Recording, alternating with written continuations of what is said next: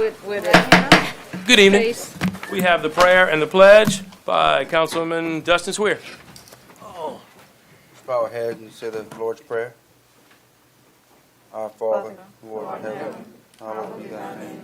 Thy kingdom come, thy will be done, on earth as it is in heaven. Give us this day our daily bread, and forgive us our trespasses, as we forgive those who trespass against us. And lead us not into temptation, but deliver us from evil. Pledge of Allegiance. To the flag of the United States of America, and to the republic for which it stands, one nation, under God, indivisible, with liberty and justice for all. Roll call, Madam Clerk. Mayor Pro Tem Ricky Gosselin. Present. Councilmember Brooke Marcotte. Here. Councilmember Marlon Lewis. Here. Councilmember David Broussard. Here. Councilmember Dee Dee Johnson-Reed. Here. Councilmember Dustin Swear. Here. Councilmember Deidre Ledbetter. Here. Thank you all. Item 1, Madam Clerk, public comment. We don't have any. We have no public comment cards. Okay, well, thank you. We'll move on to item 2. Acceptance of the minutes of October 19th as published on November 5th, 2021. Do I have a motion? So moved. Motion by Mayor Pro Tem Ricky Gosselin and a second by Councilwoman Deidre Reed. Is there any comment on our October 19th minutes? Hearing and seeing none, please vote your machines. Thank you. Item 3A. Mr. Mike Francis, the Public Service Commissioner, to address the council regarding utility rate increases. Good evening, sir. Come on up. And let me say before we start, thank you for coming. This is very rare that the Public Service Commissioner goes to a city council meeting. I mean, this is, I haven't seen it before, and I can't thank you enough for coming. Thank you for inviting me, Mayor. I'd like Sir. to recognize my first assistant, Janice Perkins, Uh-huh. here with me. And Janice has been with the commission for 21 years, so I've been training under her guidance. Oh, that's great. She's worked for 5 different public service commissioners. So, Yeah, and that's an accomplishment by itself. Yeah. She's glad to come down here with me to see some wonderful people. We love Iberia. You folks gave me a great vote 5 years ago, and I'm sure I'll be coming back to ask for your help again. Good. I like this job, and I'm just now getting where I know something. Maybe I can help you. I want to start out just briefly. I'm one of 5 public service commissioners that we have in Louisiana. Each one of us represents almost 1 million constituents. I serve 17 parishes. I go all the way from New Iberia to up by almost to Mansfield. From Jonesville to Johnson Bayou. It's a little over 200 miles crisscross. It's the largest district in Louisiana, and it's one of my favorites. I was raised up in the northern part of LaSalle Parish, and Ricky, I got 83% of the vote, and I've been gone from there since I was a knucklehead teenager. And thank God they didn't remember me, back then the vote. But anyhow, that's a little brief history. I'm a businessman, a conservative businessman, a Christian, and my promise 5 years ago was if you elect me, I will apply proven business principles to my job. And when I was 30 years old, I started a business with 1 truck, 1 driver, and with my truck, and I was a driver. And I sold that business, Francis Drilling Fluids, a few years ago, and probably had almost 500 employees. Had a wonderful career, and God really blessed me. But a lot of hard-working people and a lot of good prayers that helped us with our success. And that's a strategy I use today in serving the people. And it's a much different job than selling drilling fluids and trucks, I'll tell you. And I'm here today to try to answer your questions and try to help you understand what's happening to things like your electric bill. So now the floor is open, y'all. Let me have it. Great. I'm kind of do like I normally do. Any questions, comments? Brooke, you had your hand up first. Yes. Councilwoman Marcotte. So my question is, why couldn't we maybe drag it out a little bit longer, those fees? That way it wouldn't be so high for our residents. Instead of just doing 1 year, maybe do it over a span of 2 to 3 years. Ms. Brewer, we considered that, and one of the it's a great idea, and we do that often in several different cases. And I will remind you that all 5 commissioners voted for this price increase and the way it was laid out. There's really no excuse for to answer your question. But Cleco was sold to another group of investors 7 years ago. And one of the things that was promised then was that we would make really sure that this new company treated the customers right, and they held off on having any kind of a price increase for longer than they should. And we're looking back, if we could have added a little bit every year, we wouldn't have this shock. But we just did. There's no real explanation here or recommendation on why we did it. That's just there were a lot of folks involved in doing this. We studied this rate increase for over a year. We spent a lot of money doing it, and we just felt like this was the best way.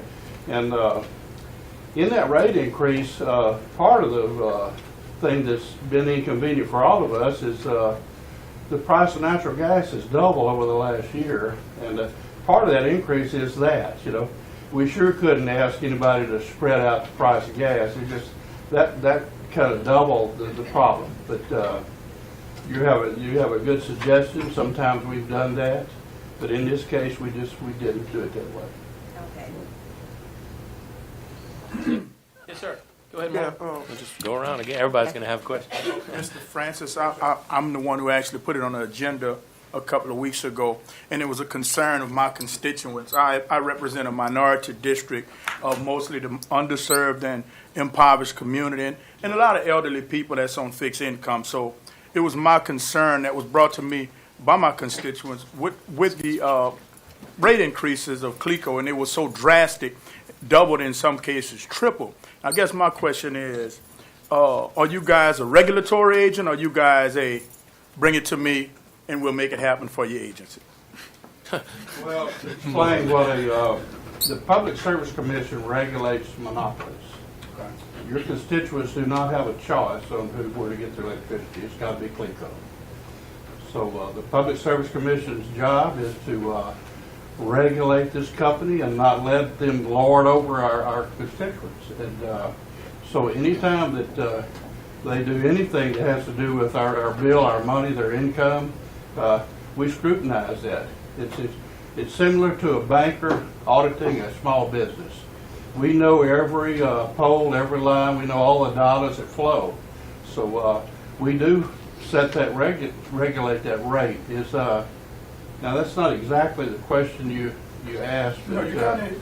Sorry. You haven't. But listen, I'll tell you. Before my mother passed away, my daddy died. She was on the set, income, just Social Security, and she was dealing with some of the same factors. I still am not sure how she managed her money and paid all her bills, but I'm very aware of that.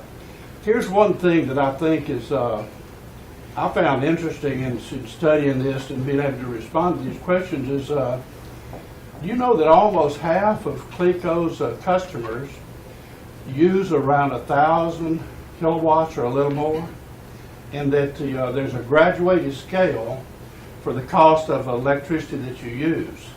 And I have a lot of customers that use 3,000 or 4,000, a month, whereas people like the ones that are on set income, the widows and different ones, they're probably using 1,000 or so. That is the lowest scale. We did that on purpose. So people who have a 3,000 or 4,000 kilowatt bill, they're a lot better off than those who are just using 1,000. So that's one thing that we have done to try to soften the blow of the lower income people, those on the small set income. But at the end of the day, they still have that bill to pay. And I would just ask you to remind them all that the fuel that we use to generate electricity, it goes up and down, and it's itemized on the bill. So if your bill goes up, you can look back and see that, well, my fuel went up too. That's part of what caused my bill to go up. Cleco does not make a penny off of fuel. It is a straight flow through cost from them back to you. And so we did that just so people would understand they're not making a profit off of the fuel they burn to generate the electricity. Does that answer? Well, it helps me out a little bit. I know that at the end of the day, this council didn't raise the prices, No. and I'm hearing now that your office didn't, but, Well, we did. We're responsible. okay. We're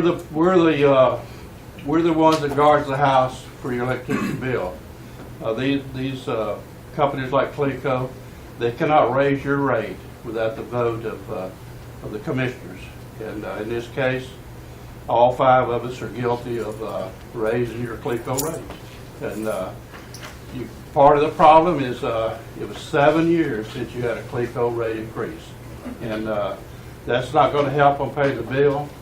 But all I can say is a common sense business person is, boy, I had a good rate 7 years ago, and now it's catching up with us. There are some real complicated details that are going on in CLECO right now that I think will help us control price increases. There's a very large electrical generator up in around Mansfield. And 30 years ago, it was known that we had a big coal supply, lignite coal, in the ground in Louisiana. So we built a large electrical generator there, created a lot of jobs for Louisiana. We used Louisiana fuel, and the price of electricity from that plant was like some of the lowest in all of the Gulf Coast. But after 30 years, that cheap electricity, as we go, it went up, and we're at the end of it. And it's not as cheap electricity now as it was back then. If you would fairly average what the price was over those 30 years, it was a good deal. But we're all getting a little pinch from it now, and that's business. And that thing's fixed to go away. We're doing some things like putting in solar electricity, where we'll have the sunshine for help as a fuel, and it will help somewhat. One of the things that we're all dealing with is natural gas. We know we're all in gas state. We know how the price of natural gas goes up. We might create some oil field jobs, but our electricity bill is going to be varied according to that. And thank you, Commissioner Francis, and like the mayor said, thank you for coming and talk to little old New Iberia. No, it's not a little old. You're very We love our important. community. You're as We're being important modest. as anyone else. I would do that. And I just say, I don't know if I would go in front of every city council in 17 parishes or all the cities, but we'll work on it. It's my job. It's what I get paid all those big bucks for. Okay, I guess I'm gonna just go around the table, if that's okay? Okay. You had your hand up, though. I'm gonna spread it around. Councilman, I'll be back. She had her hand up, so. So, Commissioner, I'll just pop so it. you mentioned that, they run this like a business, and I get that. But part of being in business is that CLECO has to be cognizant of the fact that this older plant has to be changed, and they should have been transitioning to that over time and not come with this big price tag and just shocked all of the customers. I mean, we have people in this city in particular, I won't talk about the whole state, but in this city, we have a lot of older homes. This is an older city. A lot of these homes don't have insulation in them. And so their bills are going up astronomically. And again, as the other two council people mentioned, that a lot of our customers or our constituents are on a fixed income. So this is a huge, some people are kind of juggle between, do I pay my electric bill or do I buy food because of the change in the amount of the bill? That's just not okay. And as business people, I recognize the fact that they were bought by someone else. They see an opportunity to make a profit. But as Public Service Commissioner, are you guys looking to bring in a second provider so that the customer has a choice? Because they do have a monopoly. Whether or not we want to call it that, they have a monopoly because no one else is providing services here, so we don't have a choice. Can we at least look at bringing in another provider so that we can, make sure that the bills are as low as possible? We give our residents the best possible way or best possible service so that they don't have these very high bills and there's a competitor that's forcing CLECO to make better business decisions. Well, Ms. Reed, I think you've got to, America's been great because of competition. We have a Louisiana Constitution that says that these are monopolies that provide the electricity, and it's just the way the people have chosen for all these years. And that you'd have to depend on the Public Service Commission to regulate that one provider that you have in CLECO. Now, what you said, we are responsible for these old plants when they get out of date. And it's not like, this is not a big surprise to us. This plant was coming to a close, and it's going to be replaced by more efficient means. And we're strongly considering in this particular case that we may put in some solar power there to offset the loss of that generator. But I agree with you. A lot of times we have competition where we can select someone if we disgruntle. And with the public utilities, that's just not the case. And I might add that all of America basically works under the same kind of routine. That you have a government entity that manages and looks over a utility company like CLECO. And we do. As a business person, I've been pleasantly surprised at how much scrutiny we have over people like CLECO. And when they came in about a year ago, negotiating a rate increase, and we downgraded their ask, by several, probably $1 million. So, but to go back to your point, I can't argue with you. I wish we had another choice that would be a better deal, but that we don't have. That's the way the system works today. And maybe we could all get some lawyers and get some people together and go lobby the legislature to have changed the way the Constitution works here in Louisiana. I want to say one thing else to your complaint, which is very legitimate, is we have 10 co-ops in Louisiana. And in this area, you might think of Slimco as a co-op. You used to have Tash here was a co-op. But there's 10 of those co-ops. There are 3 investor-owned, CLECO, Entergy, and SWEPCO in North Louisiana. Every month we get the cost of the electricity, your utility, your what is a kilowatt hour cost, and we average that out to see what the average in Louisiana is. We compare that to other states in America, and I was pleasantly surprised that most months out of the year, Louisiana has the lowest kilowatt hour cost in America, and nobody puts that out. We're usually last on the totem pole on a lot of things. Yes, sir. So to just speak when you talk to your folks, I don't like it. I wish I had another choice on something that was less, but I'm proud as a representative of our government and governing these people like CLECO, that when I look at across America, and most months out of the year, we have the lowest rate.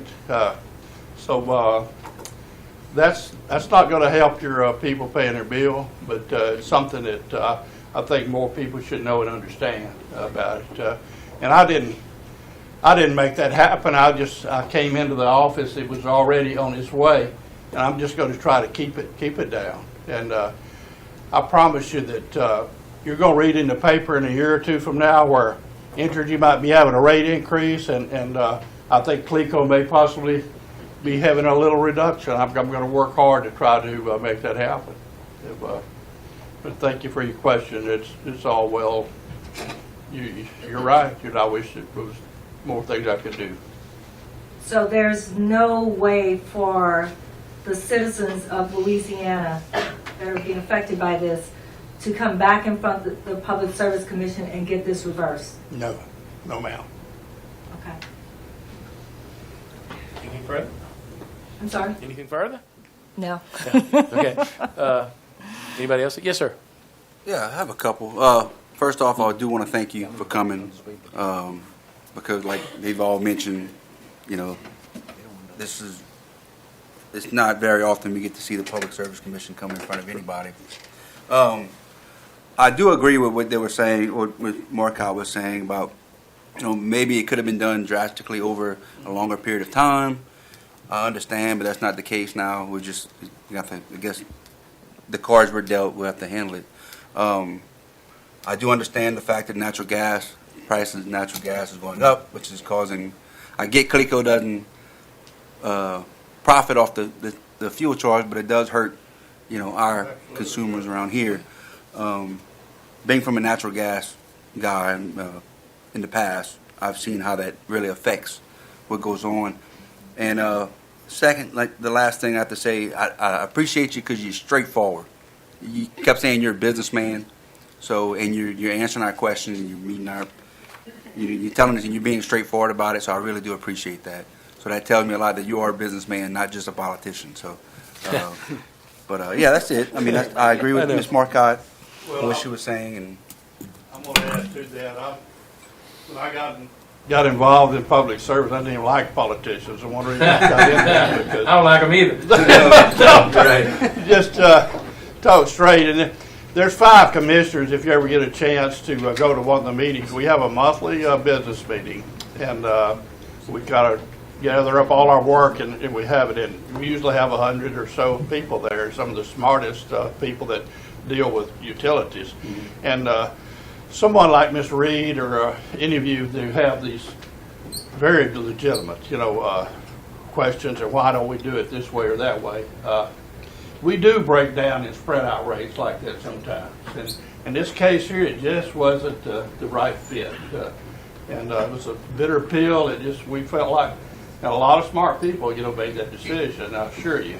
And you would just really be impressed by the time and energy we put into planning and studying all these things, just like the shutdown on this plant here. And, but you've got to give people credit for what went on over 30 years and the value that was there. And this just happens when you got a new car, you don't have any expense, everything's great. When the sucker gets old, you be changing a few parts and figure you got a plan for, well, this is the end, and this is the end of this old car, and we're going to get a new one, and things will be better. And it just doesn't help our constituents right now. And we do have a plan where you can ask CLECO to spread out your notes a little bit. The electricity bills peak, and sometime when you have a high area, usually here it's the summertime, the air conditioning, and we'll let them spread it out. So some more. Does the city attorney ask a question? I do have one more. Do you have any? Justin, you have one more? Yeah. So in your honest opinion, I know we've seen a lot of this too due to the storms and then the winter storm that we had. In your honest opinion, do you see this coming? Do you see a reduction coming in the future? If hopefully we don't see any more major disasters hit us, say in the next 2-3 years. Is that something that's going to slowly fall off, or are we going to keep paying that for another 10 years, in other words? Well, here's what the commission did several years ago that I agree with, is they lined item cost. And just like the fuel, instead of getting a bill, that would go up or down, well, you were able to see your cost for generation and your cost for the fuel going up and down. We're going to have some storm recovery coming. And guess what, folks? That was our stuff out there that got blown down, and we got to put it back up. And one of the things was hard for me to understand in business is we don't let CLECO make an extra penny more than it takes to run their company and keep it efficiently, keep repair and maintenance going. They don't put any money aside to replace poles and lines. And so whenever that happens, CLECO is coming into us, and we've been gathering information, and they're going to give us all their bills and receipts for all these poles and wires they've had to replace. And they're going to come before us, and we got to vote on it. And guess what? Your commissioner's going to be adding something on your bill for storm recovery, and that's the way it works. In a normal business, if Ricky was farming out there and you putting some money aside for when you have some bad storm and you're not making any money, but we don't let the CLECOs of this world gather any extra money. They're not gathering up just enough to run that business and run it efficiently. And but we do have to have storm damage put on top of the bill, and I'm just warning you about that. I'm just carrying the news. I'm not making it. This storm's damage has been horrific. It's been bad. I have another question. Okay, let everybody do their questions. Anybody else have a question before? Okay, Mr. Broussard? We've always counted the old Clico as a family affair around here. Big time. Hurricanes and all, they went out. But boy, when they talked about selling this company, a lot of people working for Clico had troubles about if they could have a job. It was changing then. It is a hard reality that this new company, just on their first year almost, is coming up with this big rate increase. Looked like Clico through the years came talk to us. I'm disappointed that we didn't have any say-so a little bit into what they were doing in the future. Talk about maybe an increase, but don't just slap us in the face, here's your increase. So I'm disappointed that we didn't have any talk from them. The new company too. I kept telling them in the field.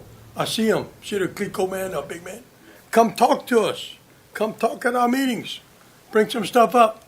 I talked to them 6, 7 different times. Looked like it didn't ring no bells. Well, I know you've invited Clico here. I don't know if they're here or not. Right. But when you finish, I figured I would kind of all right, talk about Clico. Okay. Why they're not here. All right. Ricky, you have anything for a call back on Brooke?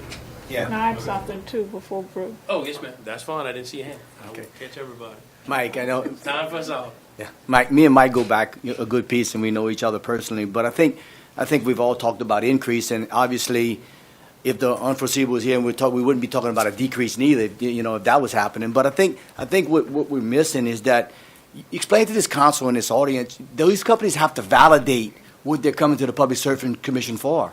They can't just come and ask for it. They have to validate it. They have a process to go by. And you guys have a tough job ahead of you. And Clico just didn't come and say, I want a rate increase. They went to Mike and them several years ahead and planned it. So why don't you just explain to them how do you validate the process? Well, it took about a year. Clico's business, and they're the ones that have the plan to serve you, and they basically know what it's going to take, and they design a plan. It's no different than a businessman going to a bank to borrow some money, and that banker goes through there and line items everything, and says, well, you don't need quite that much money. You don't need this, and throw it out. And it took about a year for us to go through this whole Clico analyzation. This is a real big business, and we hire there's some professionals out there, engineers, accountants, and lawyers that just do public service work for people like us, because it's very complicated, and you need to know how to read a financial statement and approve the monies. And I could tell you, my years of business and dealing with bankers and checking out things like that, and I see what we've done, and I'm totally satisfied, folks, that we're getting a straight shake for that, and all 5 of us voted for the thing. Now, Mr. Broussard, when they sold Clico, I wasn't there.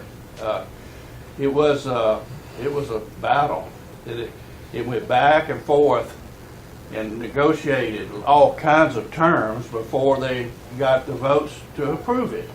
And we'll do that. After Clico agreed to our terms this time, I was surprised that they had a smile on their face, but they knew that it was a large increase, and we were not going to let them charge any more than what they did. It's still a lot. Yes, ma'am. Ms. Marco. Okay. Oh, wait. I'll give Ms. Ledbetter. Oh, I'm sorry. Ms. Ledbetter. I just wanted to know why Clico and other electric companies aren't allowed to have some kind of surplus in order to take care of disasters. Well, that's a great question, and coming from the business world in the oil field, it was like chicken one year and feathers the next, you know. I still remember, I'd make a, I had a lot of work going on, so one year I'd make $1 million, you know. Next year I'd lose $1 million. And that is not stable. And it's not reliable that I could be going bankrupt, you know. So the way we do we measure CLECO and watch their money, we don't let them charge you an extra penny more than you deserve for your electricity bill.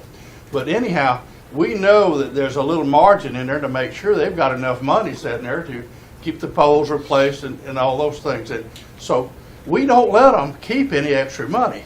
If they want extra money to do those things that you're talking about, they have to come bring it to us, a wish list, and we have to look at it and approve it. And we very seldom approve every little thing that they do. We're very good stewards, I think, of the money, and we might throw out a thing or two and say, we think you could do it a little bit better, because we've got a lot of expert help that's not with CLECO advising us on is the program they're presenting reliable and is it valuable. So no, we do not let them keep any money in reserve for damages. Because most places do, like here in the city, we right. have to have a reserve in order to take us so many months in advance, just in case we don't, there's something that happens. So my thing is, we live in Louisiana and we have hurricane season every year. It's not going anywhere. Right. Most likely we're gonna get hit by one. So why don't you all do something like that? Why is it passed on to the to the customers? Well, because they're not making any money to pay for repairs. We don't let them make any extra profits to keep money back for repairs. But let me answer you. You didn't answer why. What? Why don't you allow Well, them to do that? here's the system we use, Mr. Ledbetter. We approve CLECO to have a line of credit sitting there, the money they can go draw on to do the repairs when that happens.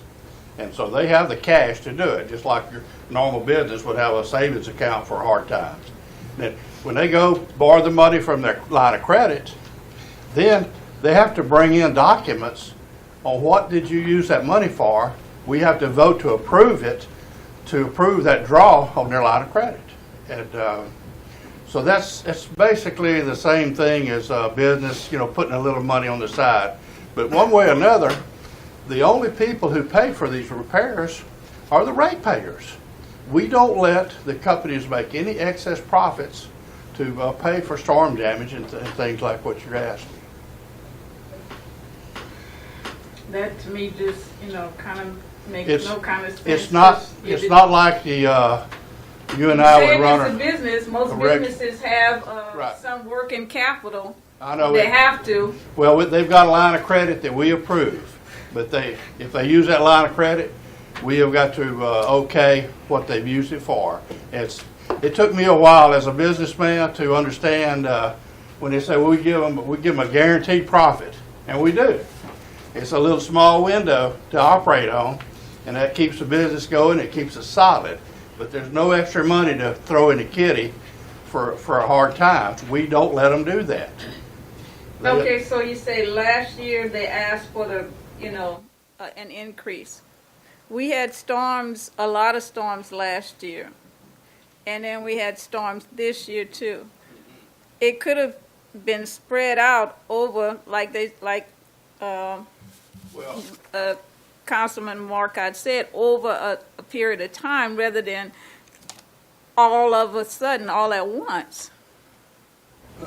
Well, looks like I got both of you. Maybe I can speak to you on that. That's a good point. All right. Here's what's going to happen on storm damage. We're going to look at the total bill. Do you remember Hurricane Rita and Ike and Katrina? You paid the storm damage on that. Do you remember that on your bill? It was a little line item. We look at the whole price and we divide it out where everybody can afford to pay for it. And this new storm damage you're going to have coming is it'll probably be on their bill for 10 years. This looks like just about every time we get through paying one storm damage, here comes another one. One good way to avoid that is to move out of the hurricane area, you know. Other than that, I don't know how else you could do it. So, but we do break the storm damage down to where even my mother on Social Security could afford, you know, pay her part of the storm damage. And everybody in Louisiana pays hurricane storm damage. And our people up Monroe and Shreveport, they don't like it, but they help put up our poles here in New Iberia when the storm blows them down. We divide it equally amongst everyone in the state of Louisiana. So are we just getting hit with that increase and not the other areas that didn't get as hit as we did? So you're saying you're paying the storm increase every year pretty much? Well, it's not on your bill yet. It's not on your bill. So why wouldn't it be? You know you're going to have a storm every year. Why wouldn't you just collect it every year? We're still analyzing it, looking at all the bills, and before we make a decision on what will be on your bill for storm damage. And this CLECO increase that you just had has nothing to do with storm damage right now, just Nothing to do with storm damage. So what was the basis of it then? Well, it's been 7 years since it had a rate increase, ma'am. And? So if you know about anything else that if you're using, price of groceries goes up, price of everything goes up every year because of the terms and the conditions of selling CLECO. CLECO investors agreed to not have a rate increase for that amount of time. So it took 7 years to allow them to have a rate increase. If you would go back and in a perfect world, you would have had a little increase every year instead of coming to this. And we don't, that's not the case with all of our utilities, but each utility has somewhat different circumstances. You know, this particular one, it was a sale of a large company. You know, that's usually not the case with most of them that we regulate. I'm finished. Thank you, ma'am. Brooke, you've waited patiently to have the floor again. Okay, so we all have this letter in front of us on our desk. I don't know if y'all saw it, the CLECO power I'll be bills. talking about the CLECO thing after Mr. Francis. Okay. I don't want to bring that up till after he's done because he'll have done his piece. Well, I do have something to kind of tie That's into fine. him That's being fine. here. So it says, after April of 2022, the fuel costs will be paid in full and will no longer impact customer bills. So does that mean in April, they will need to go back to you guys for a potential storm increase? Or, no, so it's going to fall off of our bill in April. This is for fuel costs according to the letter. That's not the storm. That particular, Right. to speak to that letter, that was a fuel increase caused by the cold weather we had back, in February. We had a tremendously high demand for electricity, and the fuel costs went up quite a bit. So instead of putting it all on the bill at one time, would you speak to exactly what you said, CLECO came to us and recommended that we spread it out over 12 months. We felt like that was a good idea. We approved it. So that particular charge for that fuel extra bill that's on there now, it will drop off. That's one piece of good news. It'll drop off in April. Okay. But the storm repairs come. Yeah. Right. So have they come to you guys already for the storm increase, the storm repair increase? No, the storm repair, that particular thing is just about the fuel costs on the cold weather. Right. The storm recovery is, so we're still working on that. Okay. So could you and the other commissioners maybe talk about it and perhaps not have it such a high increase, spread it out? Ma'am, we will. Okay.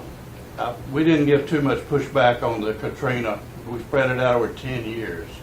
So people like my late mother could afford to pay her bill, and probably your in-laws or somebody too, but it's on a set income.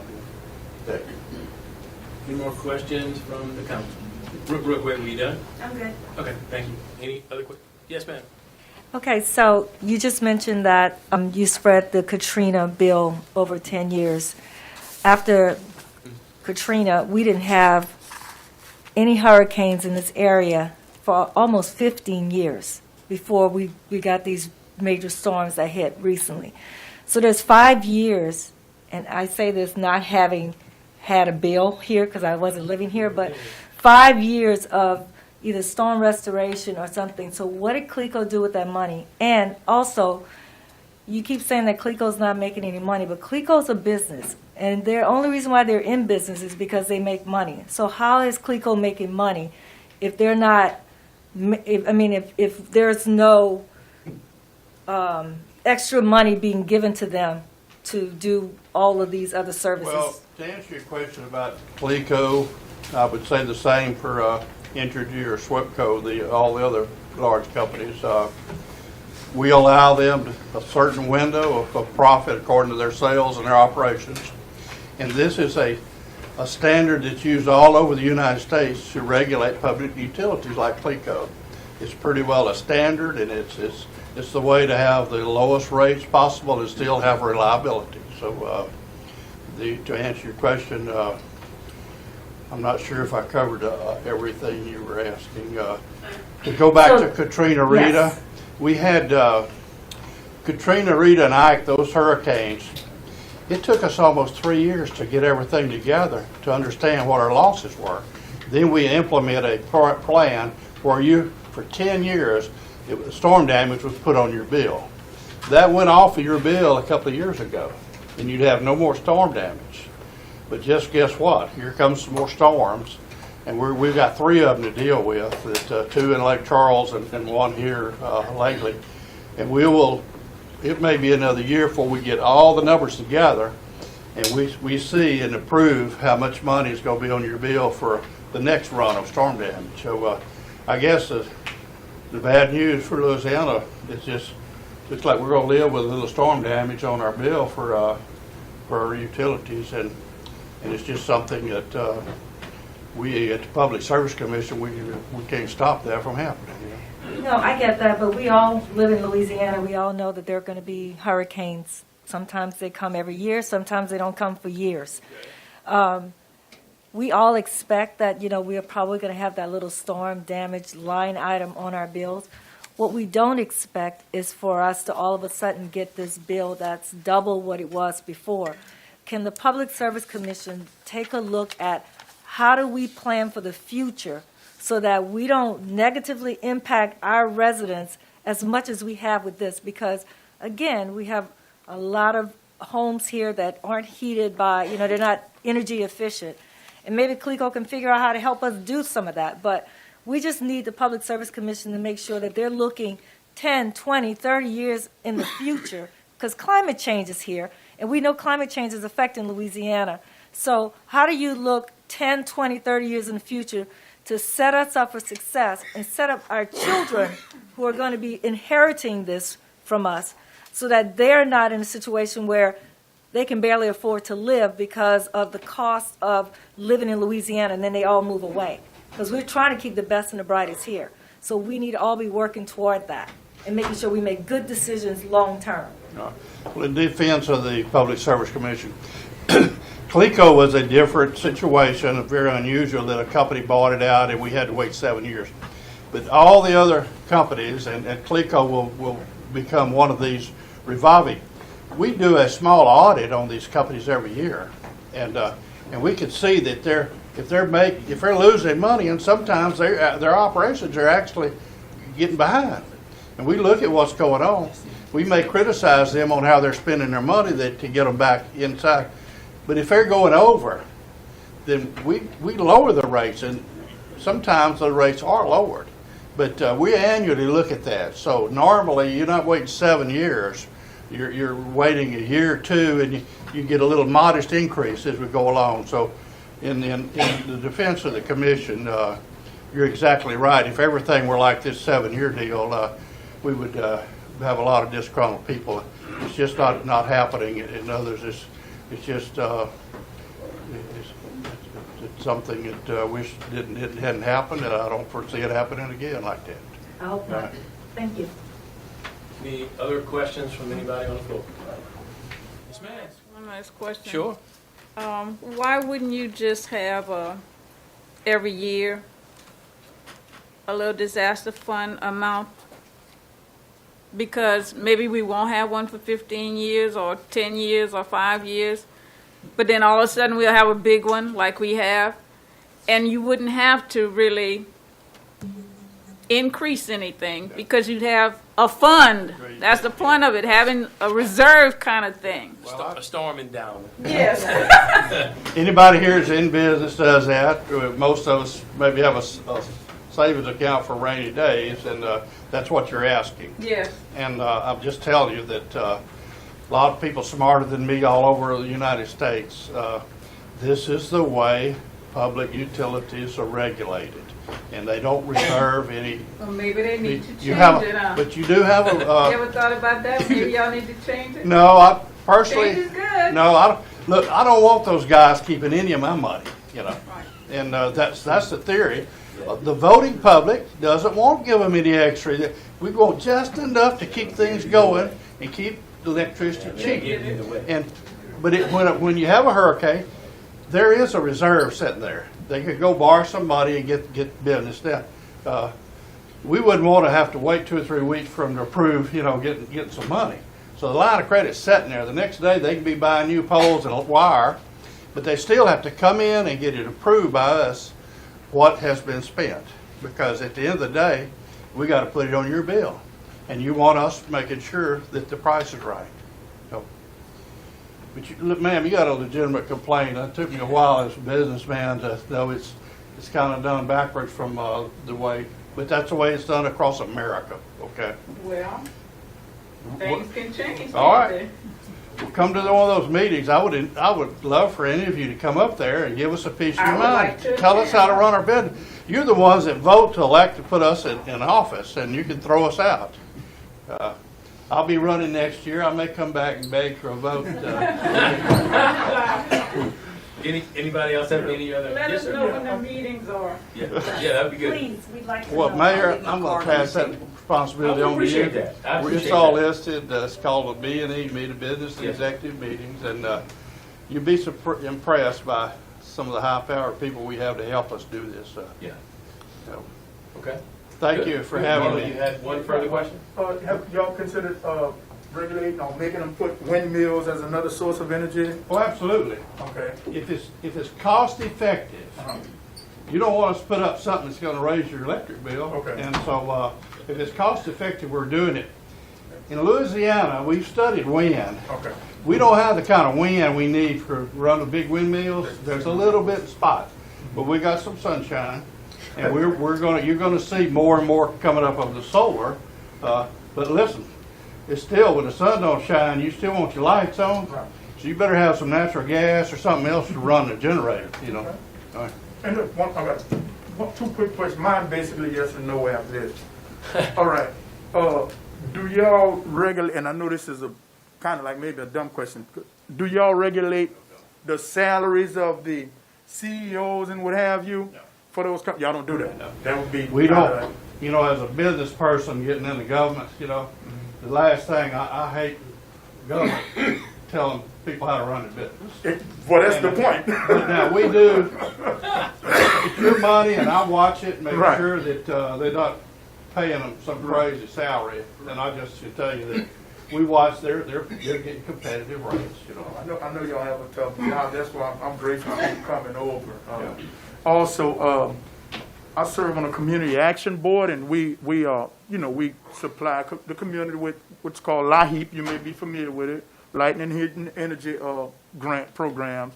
Is there any other programs that the public should know about or can know about that would help with these particular instances when they just hit poor people in poorer communities with high bills? Yes, there are. There are several different kind of programs, but those are administered by your utility provider like CLECO. Okay. And I would just ask you to talk to them, and if they don't give you all the answers you'd like to have, you call me, and that's where sometime I have to get in there and crack the whip on them a little bit, and I'll be glad to do it. Okay. All right? Oh, man, thank you, man. Okay. Thank you, sir. Okay, just to wrap this up, I'm not defending anybody. I'm just passing on the information. I invited CLECO to come to the meeting. Would have loved to have had CLECO here. our local rep, Willie Bergeron, who took Steven Segura's place, who was here for many, many years. Yeah. Willie wanted to come. Their administration will not let any rep in any CLECO, anywhere, let them come to a public meeting. They would meet with our council one-on-one. I could set that up. Willie would love to do that. He's offered that. But they will not let them come to a public body. I find that a little weird because they go to the Public Service Commissioner. But look, all I'm doing is passing on the information. So Willie could not come. The letter in front of you, which, I mean, I'm not going to read the whole thing. The highlights of the letter are that they don't make any money off the fuel that they charge us more for when it costs more. They had back-to-back winter storms in February that caused a big spike in usage and fuel costs. They are shutting down the commissioner talked about that. They're shutting down the natural gas plant that's 35 years old because it's not efficient anymore. No, the coal plant. The coal plant, I'm sorry. The price of natural gas has gone up, and the higher cost is certainly passed on in that fuel charge. The fuel charge will come to an end. They implemented the new structure of rates they had a deal. I'll just tell you like it is. When the Australian company bought CLECO, they had a standing deal that was approved that for 7 years the rates wouldn't be raised. The Australians would have raised it before. But in buying CLECO, part of the deal, and I don't know who made the deal or where it was that their rate, they wouldn't have no rate increase for 7 years. So part of the problem is we're hit with the double whammy of fuel going up and their 7 years being up. And the Australian company's catching up. The last thing, and this is not good news, they're saying that Laura, Delta, and Zeta, that the total that they spent is $240 million, okay? This is the largest combined storm expense in the company's history, even larger than hurricanes Rita and Katrina combined. So when he talks about us having a storm increase, he's telling me already it's based off the $240 million and it's higher than it's ever been. So you're right, our citizens can expect to be paying that for a long time. Again, top of everything else. on top of everything. It has nothing to do with the other stuff. The fuel charge will come off. So that's as far as I got with CLECO. I would have loved to see the combination of both of them here at one meeting. It didn't happen, but we can set some meetings up with Willie, who is willing to come and bring in, of course, sunshine laws, no more than 3 council people at a time. But if y'all want to pursue that, I would gladly. I'm interested in, continuing the discussion.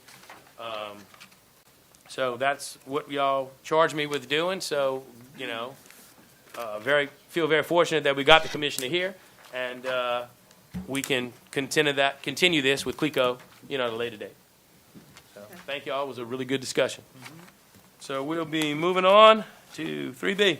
Madam Clerk. Ellen Mullen and Zach Mitchell to address the council and advise that Immaculate Ilibigaza will be speaking at the West End Park on Thursday, December 9th, 2021 at 7 p.m.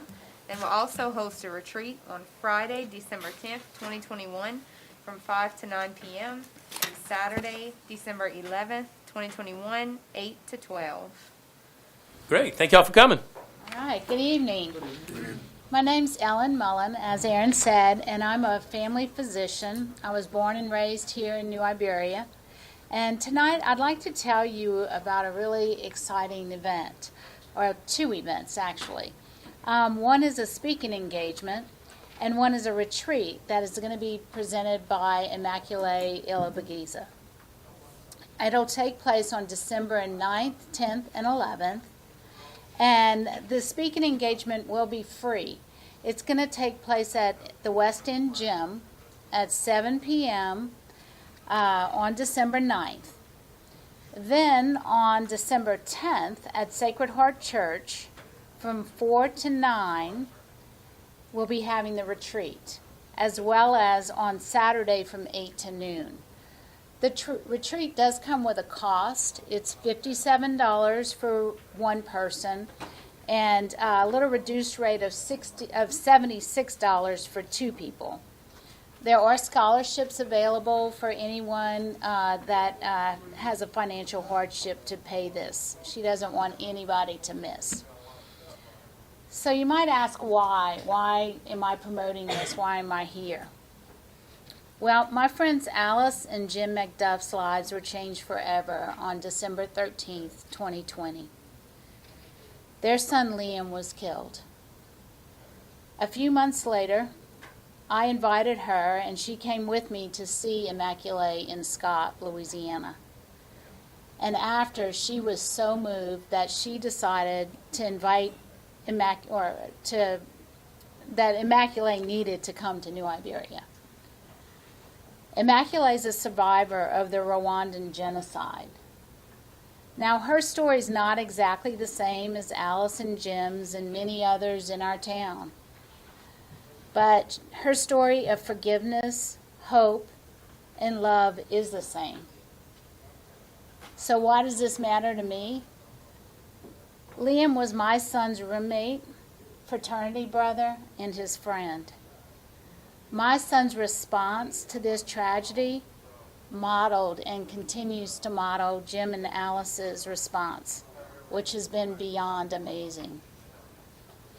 The violence in our town affects many more than those immediately involved.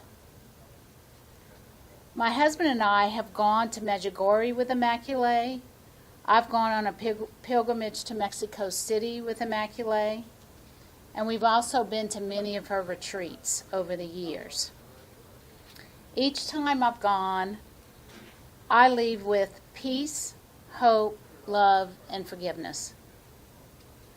We all need to be healed, and I feel like Immaculée's presence will make a positive impact and help us to become a stronger and healthier community.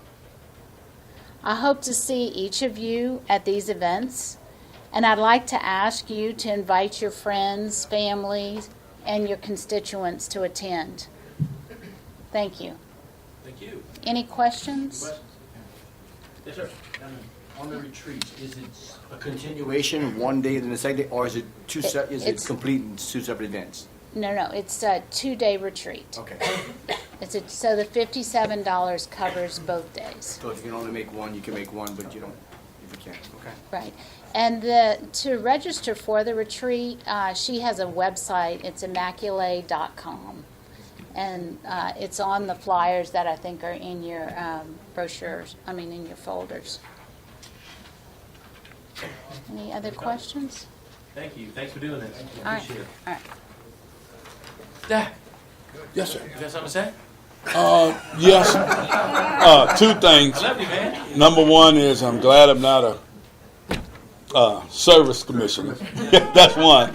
But really, honestly, there are a lot of people that, as you all know, a lot of people in our city are hurting, and I just believe that this is the beginning of something that will bring us together and bring ingredients and elements to the table to begin to heal and to make whole.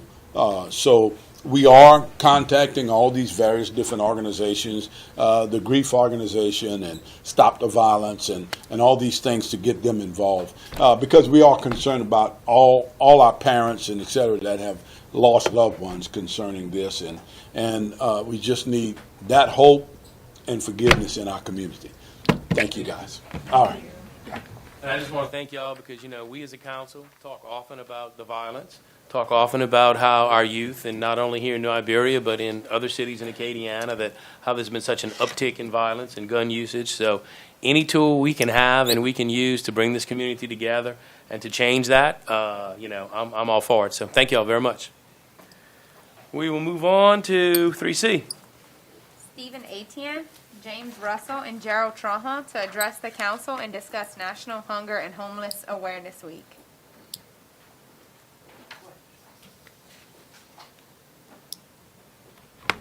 Good evening. Good evening. Make sure everybody recognize my face. Good to see you. The gentlemen that are here with me is Stephen Etienne, who is the director of the shelter. Mr. Trahan is the vice president of the shelter, and Mr. Mullins is sitting back there also. Thanks for allowing us to come and express some concerns in reference to homelessness. I have a resolution that I'd like to read to the council. It reads as follows: resolution proclaiming November 13th through 21st, 2021 National Hunger and Homeless Awareness Week in the city of New Iberia by the mayor, city council, and commissions. The date of the proclamation was issued was November 2nd, which is today, 2021. And it reads, whereas for over 25 years, the National Coalition for the Homeless and National Student Campaign Against Hunger and Homelessness have sponsored National Homelessness Awareness Week.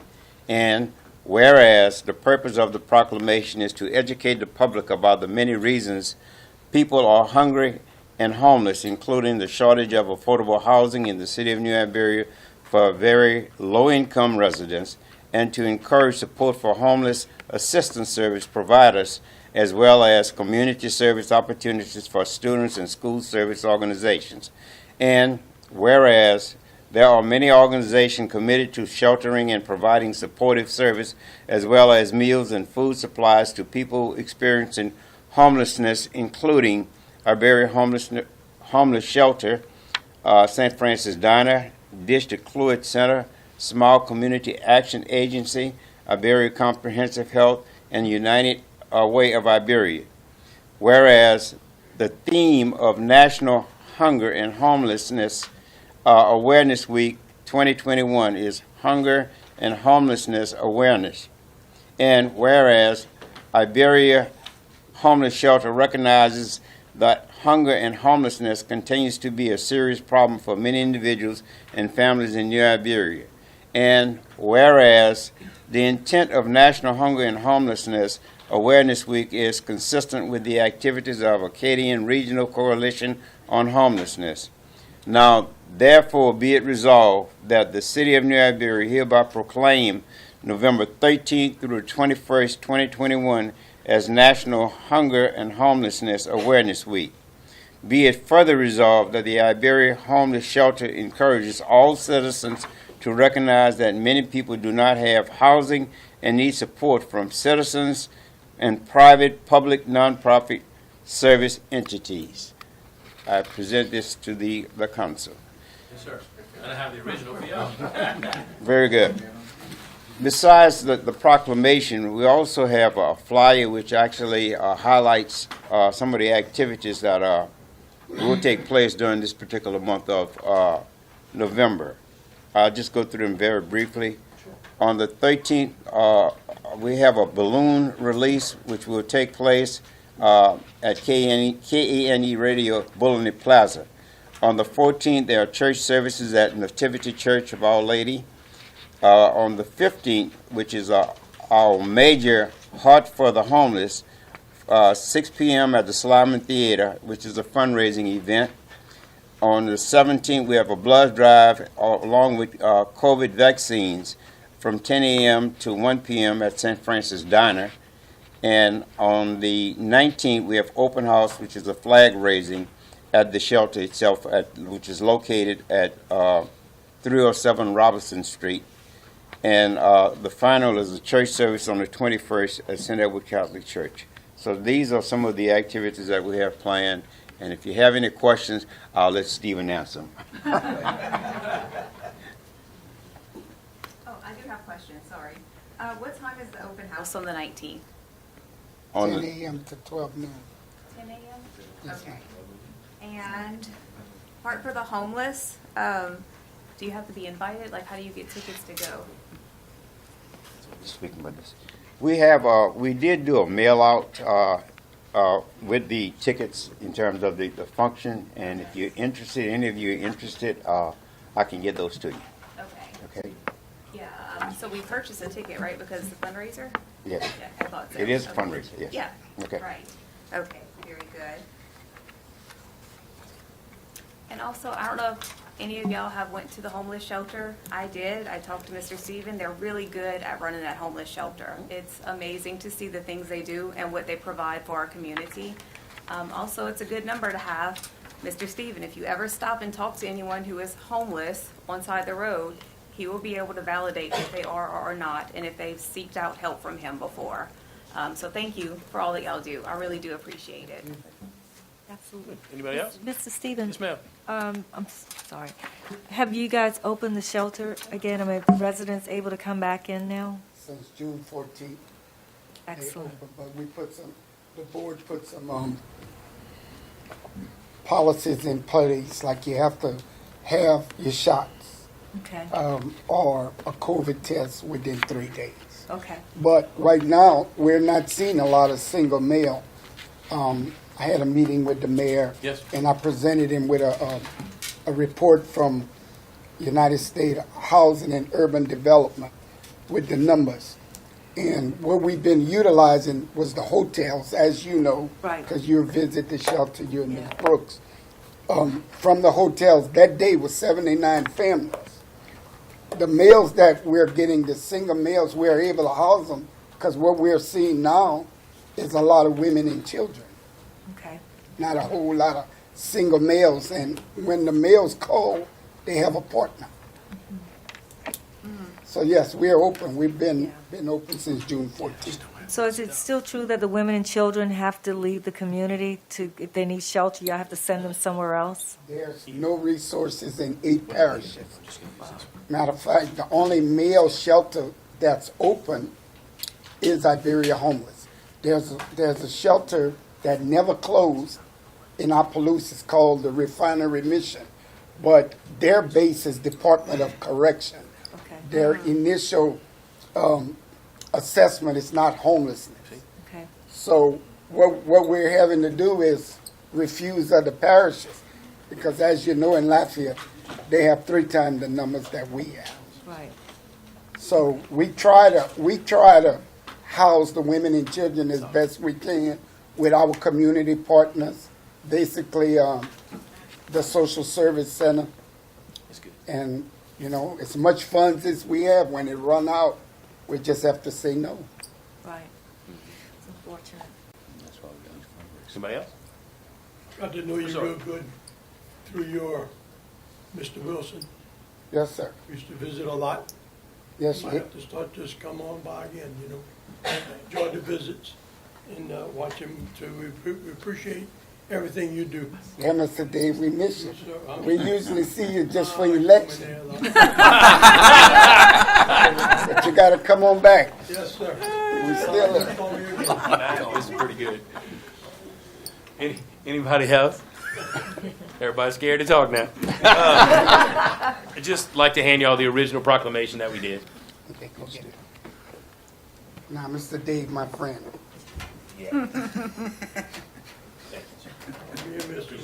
So is it safe to say that you all take donations anytime, right? Yes. Well, we don't, if it's monetary donations, we don't take it at the shelter. You have to go to 525 Week Street. That's through our CPA, Hudson, Lowland, and Cassie. Okay, that's good to know. Thank you. Thank you. Question, what kinds of items do you need at the shelter? Well, we have what you call a wish list, which I could give to you. Okay, you Or can Mr. George. give it to 'Cause Mr. he hang out George. there too. And but it's basically female hygiene, men hygiene, kids products, Pampers. Since 2017, we started taking that in. That is a change. Water, razors, that type of stuff. Okay. We accept monetary, but on Week Street. Anybody else? That's where the CPA's office is. Yes, hold on. I just want to thank y'all for your service. I got both of y'all numbers. And y'all got mine. So, call me when y'all need me. Anybody else? I think you should have gotten something from Mr. Mike Landry in the mail, right? I did get some, I did Okay. get what you guys just, what you showed Brooke, I got that in the mail. Okay. All right, thank you. Thank you. All right, thank you all very much. Appreciate Thank it. you. Appreciate all y'all do. Madam Clerk, item 4A. Public hearing on ordinance number 2021-16, granting a one-year extension of the franchise granted to Louisiana Water Company by the City of New Iberia by ordinance number 2001-591. I need a motion to open our public hearing. Motion. Got a bunch of them. Motion by Councilwoman DeeDee Reed and a second by Councilman Marlon Lewis. Is there any public comment on this item? Hearing, seeing none. I need a motion to close the public hearing. Motion. Mayor Pro Tem Ricky Gonsalas and Councilwoman Deidre Reed. Thank y'all. Madam Clerk, 4B. Public hearing on ordinance number 2021-17, authorizing a one-year extension of the water service agreement between Louisiana Water Company and the City of New Iberia. I need a motion to open our public hearing. Move, Mayor Pro Tem Ricky Second. Gonsalas, second, Councilwoman Ledbetter. Any public comment on this item? Hearing seen none. Motion to close. Motion. Second. Councilwoman Deidre Reed, Councilwoman Ledbetter. Thank y'all. Madam Clerk, 4C. Public hearing on ordinance number 2021-18, authorizing the City of New Iberia through the Office of the Mayor to purchase and/or expropriate parcel number 0504-824-000, 145 by 90, Coleman, Bowman, Ferguson, under and in accordance with Louisiana RS 472236. I need a motion to open this public hearing. So move. Mayor Pro Tem Second. Ricky Gonsalas, second, Councilwoman Ledbetter. Is there anybody to discuss this item? Hearing seen none. I need a motion to close. Motion. Second. Councilwoman Deidre Reed and Councilwoman Marcotte. Thank y'all. Now we move on to 5A.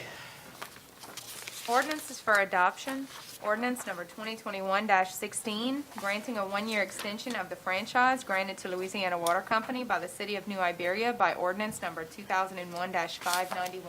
I need a motion. Motion. Motion by Councilwoman Marcotte and a second on this end, Councilwoman Deidre Reed. I have a motion and a second. Is there any discussion on this item? Hearing and seeing none, I'd ask you to please vote your machines. Thank you all very much. 5B.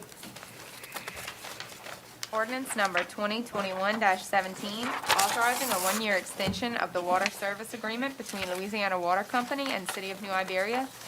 I need a motion. So move. Motion by Mayor Pro Tem Ricky Gonsalas, second by Councilman Swear. Is there any discussion on this motion? All right. Okay. Then I'd ask you to please vote your machines. Thank you all. Madam Clerk, 5C.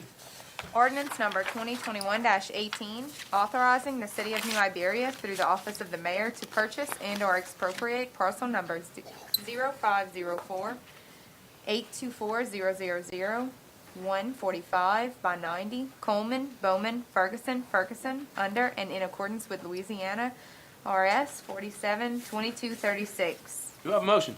Motion. Motion by Councilman Swear and Councilwoman Marcotte. Is there any discussion on this item? Hearing seen none, please vote your machines. Thank you all very much. Madam Clerk, 6A. Resolution 21-137, authorizing New Iberia, herein referred to as this governmental unit, to join with the state of Louisiana and other governmental units as a participant in the Louisiana State Local Government Opioid Litigation Memorandum of Understanding, the MOU, and any subsequent formal agreements necessary to implement the MOU, including but not limited to the subdivision settlement participation forms in Exhibit K of the Distributor Settlement Agreement and the Janssen Settlement Agreement. Do I have a motion? Motion. Motion by Councilman Lewis. Do I have a second? Second. Councilwoman Marcotte. Great. Do y'all want to address us? Ken? Well, I do because Okay, great. Come on now. I want to introduce myself. Sure. My name's John Young. I'm an attorney, member of the legal team that y'all authorized us to represent you about 3.5 years ago. I'm also joined here by Casey Gray, who was born and raised in New Iberia. She's a part of our legal team as well. There's a settlement. That's the good news.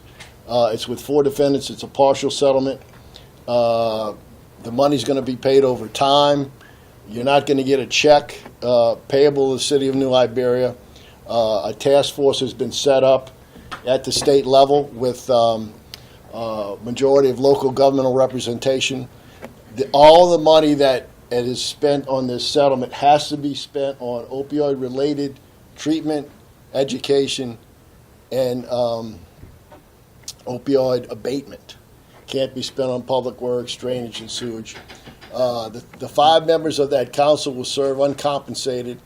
It's going to be a member of the Police Jury Association, for the state of Louisiana, member of the Louisiana Municipal Association, member of the Sheriff's Association. The governor gets an appointment. It's got to be a licensed SAMHSA provider, and the secretary of DHH gets an appointment. Administrative costs are limited to 3%. The purpose is to have all the money go to serve the people who need opioid treatment, abatement programs, and education. I will just tell you this: we were able to negotiate the best deal for the state, for local governments in the state of Louisiana. We have the best deal for local governments than any other state in the United States. 100% of the money is going to local governments. 80% to parishes and municipalities, 20% to sheriffs. In most states, local governments got between 35 and 50%. The rest of the money went to the state. So I will close because I was told to keep it short. I'll give you the Reader's Digest version. This is a partial settlement. I hope to come before you again in the future. No guarantee. This is 4 defendants. We've also filed claims in the Purdue bankruptcy proceeding on your behalf. We've filed a claim on your behalf in the Mallinckrodt bankruptcy proceeding because some of these distributors, instead of facing justice in the court system, decided to file bankruptcy. And right now, as we're here today, there's a trial underway. It's been going on for about 2 weeks against the 3 major national pharmacy chains, Walmart, Walgreens, and CVS. So depending on how that turns out, there may be more money coming as well. The state is also about to settle a lawsuit with Teva Pharmaceuticals, which is before Judge Fields in Baton Rouge, and that may add an additional $24 million. That's just state money, so that'll be about $24 million coming. That'll hopefully be distributed the same way. But again, I want to thank you for choosing us. It's been a pleasure and an honor to work for you, and hopefully we can make a dent on this opioid crisis that's affecting all of our citizens. And we thank you for your confidence, and I think it's all good news. I can't tell you how much money is going to come. I will tell you this: the important thing is we're traveling around the state. Our team itself represents over a third of the state in terms of parish governments and municipalities. There are other lawyers. Everybody's recommending this settlement. All attorneys are recommending it. The Attorney General is recommending it. And there's a hard stop of January 2 of 2022. We have to get everybody signed off by then, because the penalty provision in this settlement agreement is if we only get 90% of parishes and municipalities in the state of Louisiana, the money coming to the state gets cut by 30%.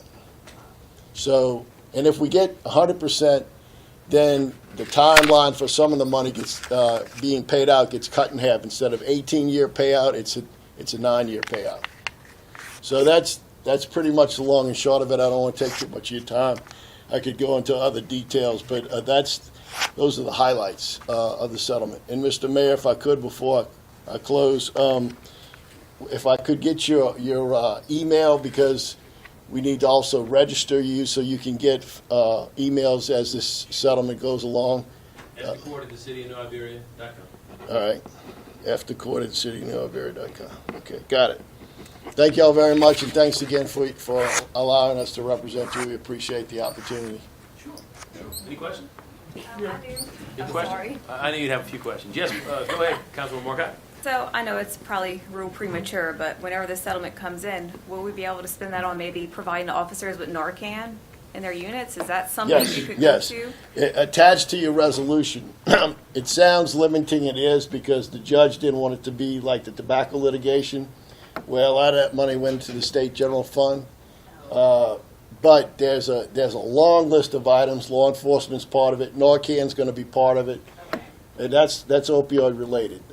But again, having been in local government myself, I know when you get money, the good news is you got money, the bad news is you got money, and everybody wants to spend it on different things. And, you're limited. You cannot spend it on any public works or any type of construction, unless it's to construct an opioid treatment facility. But it has to be related to opioid treatment, abatement, or education. Okay, thank you. And I've asked this before. I'm asked every chance I get. Being a member of the recovering community and the drug treatment community, I often wonder when I hear the opioid crisis in the class action lawsuit, I often wonder, have any talks been talked about the crack epidemic? And I know that's not a challenge for you because you're fighting a good fight. But have any talks been talked about the crack epidemic, which I believe destroyed and put a big dent in the African American communities? And is there any talks or any attachments to directly help the community that suffered from the crack epidemic? And I realize, that's a great question, and I'm just a lawyer, but I know. But I mean, the crack. I never did crack, so I don't know. But I mean, that's an illegal drug. So I mean, it's not like we sued manufacturers it's illegal. It's illegal, but I mean, who do you sue? You sue the cartel in Mexico? I mean, I'm not trying to be funny. No, but neither am I. Maybe we sue the government. Yeah, they allowed it to hit the streets in the 80s. And look, the government had a lot. The DEA and the DEA, the FDA had a lot of blame in this opioid crisis because they approved a lot of this stuff and looked the other way. But it's a good point. I just don't know who you would go after. Federal government. All right. One more question. And all that conspiracy stuff, you know. Right. One more question. There were quite a Yes, few ma'am. major pharmaceutical companies that were involved in this opioid crisis. Are we going to sue more than just Janssen? I mean, because there's Big Purdue and all of those. Yeah, well, we sued about 30 different entities. Okay. So that's why I say this is a partial settlement. Mm-hmm. And I mentioned Purdue. Purdue was one of the bad actors, yes. Okay? OxyContin. They filed bankruptcy. Right. They're going to put $14 billion up that's going to be distributed, but they are in bankruptcy. Mallinckrodt, another distributor, filed bankruptcy. There's going to be some money there. So that's why I'm saying this is for, three major distributors in Johnson & Johnson, which is the parent company of Janssen Pharmaceuticals. I will tell you this, though, so there hopefully will be more money coming down because there are other defendants that aren't part of this settlement. Right, because aren't they going after the family that owns the Purdue? Yeah, and the bankruptcy judge has not allowed that to happen. So those members who are worth billions themselves are being able to shield that. But Purdue itself is being put out of business, okay, number one. And also, in addition to the monetary from this particular settlement, there's injunctive relief. Okay. The judge imposed as part of the settlement. And I'll give you two quick examples. Johnson & Johnson cannot sell or market opioids for another 10 years. Okay. Johnson & Johnson cannot spend any money in Washington, D.C. to lobby on behalf of opioid-related legislation for 10 years. And then the three major distributors have to coordinate with each other. So they can't say, well, I didn't know this distributor was sending so many pills into New Iberia. Now they have to coordinate and coordinate their shipments based upon what the others are doing. So that's some of what we call injunctive relief. But you're right. I'm upset. It's just the way the law works. But Purdue was one of the worst actors around, and they have successfully shielded themselves from bankruptcy. But Purdue Pharma is going to be no longer. But the members of that family who made billions of dollars will keep their money. They put up $14 billion, but they have a lot more than that they're going to keep. Right. Thank you. Thank you very much. Well, I'd ask you to please vote your machines. Thank you. Madam Clerk, 6 weeks. Resolution 21-138, approving traffic safety signs, urging drivers to stop giving to people in the roadways, and authorizing the mayor to place signage on various roadways around the city of New Iberia. Do you have a motion? Motion. Motion by Councilman Second. Morcat and a second by... Both second. I don't know. I'll give this one to Councilwoman Ledbetter. Oh, wow. Thank you. And I guess I'll leave the discussion. What I would like to do is what I've seen in Baton Rouge and in Lafayette, and this is for traffic safety. We are having issues with people in the roadway and people being enticed to go into the roadway. So you can see the signage that we want to do. We're trying to do it a little differently. Please stop giving to people in the roadway. I went ahead and named Social Service Center, Homeless Shelter, St. Francis Donny, United Way, Solomon House. I'm sure I left a few off, so I said as many other local organizations set up to help. But those were our main ones. I met with some of these people. I think they like the fact that if people want to donate and this makes someone donate, the money will go locally because they're providing the help. You heard from some of them tonight. So this is something that I would like to put at many of our traffic areas where people are being enticed into the roadway. We have had in 3 years, we've had many more wrecks than that, but we've had over 635 wrecks only at intersections. Anything we can do to stop people from coming in the road and to stop people from being a distraction. Our traffic division is back in action. I'm happy to say that. Excellent. And we have already talked to law enforcement about enforcing this as well. So it's just one step of many steps that we are hoping to do and that you see coming, but this is about traffic safety. So I wanted to give you an example of what we will be putting up, and if there's any discussion, I'll take it. Yes, ma'am. Okay. I'm excited to see this. Ever since I saw it on the news that Lafayette was doing something similar, I just felt like all those people were going to be pushed into New Iberia. So I'm glad that we're doing this. How big is this sign going to be, though? Because that's a lot of information on it. It's a lot bigger than this. Good. Actually, 2 signs, okay? So it'll probably be 16 inches by 2 foot, I guess. Okay. Under it, your next item, I'm getting another subject that is near and dear to my heart to clean up under this. So it'll be 2 signs. Okay. Okay. We have some other things in the works that might happen. If that happens, I'll add the third one. But so they'll be good enough that you can read them and see them. And what I did was look at the ones in Baton Rouge, look at the ones in Lafayette. When Lafayette came out with it, I decided to wait to see if it was effective at all. And the reports we've gotten back is that it has helped. And Baton Rouge says the same thing. So it's a good way to try. So that's why I think I wanted to wait and give the other ones a little time to see if it worked. But I think it's well worth it. Oh, yeah. What's the enforcement for it, though? Yeah, that was my We question. are working on Okay. the enforcement part now. Okay. This gives you, because the Lafayette one doesn't have any enforcement, and neither does Right. Baton Rouge. Yeah. We are actually working on looking at some options for enforcement pieces.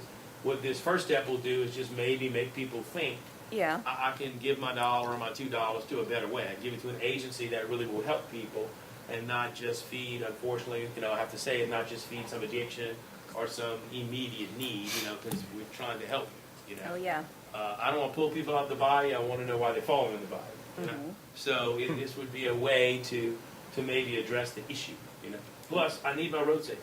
Right. And like I said earlier, having Mr. Stevens' number is the best thing I've ever did because I stop and talk to these people and he's called them out. He's like, no, they're not homeless.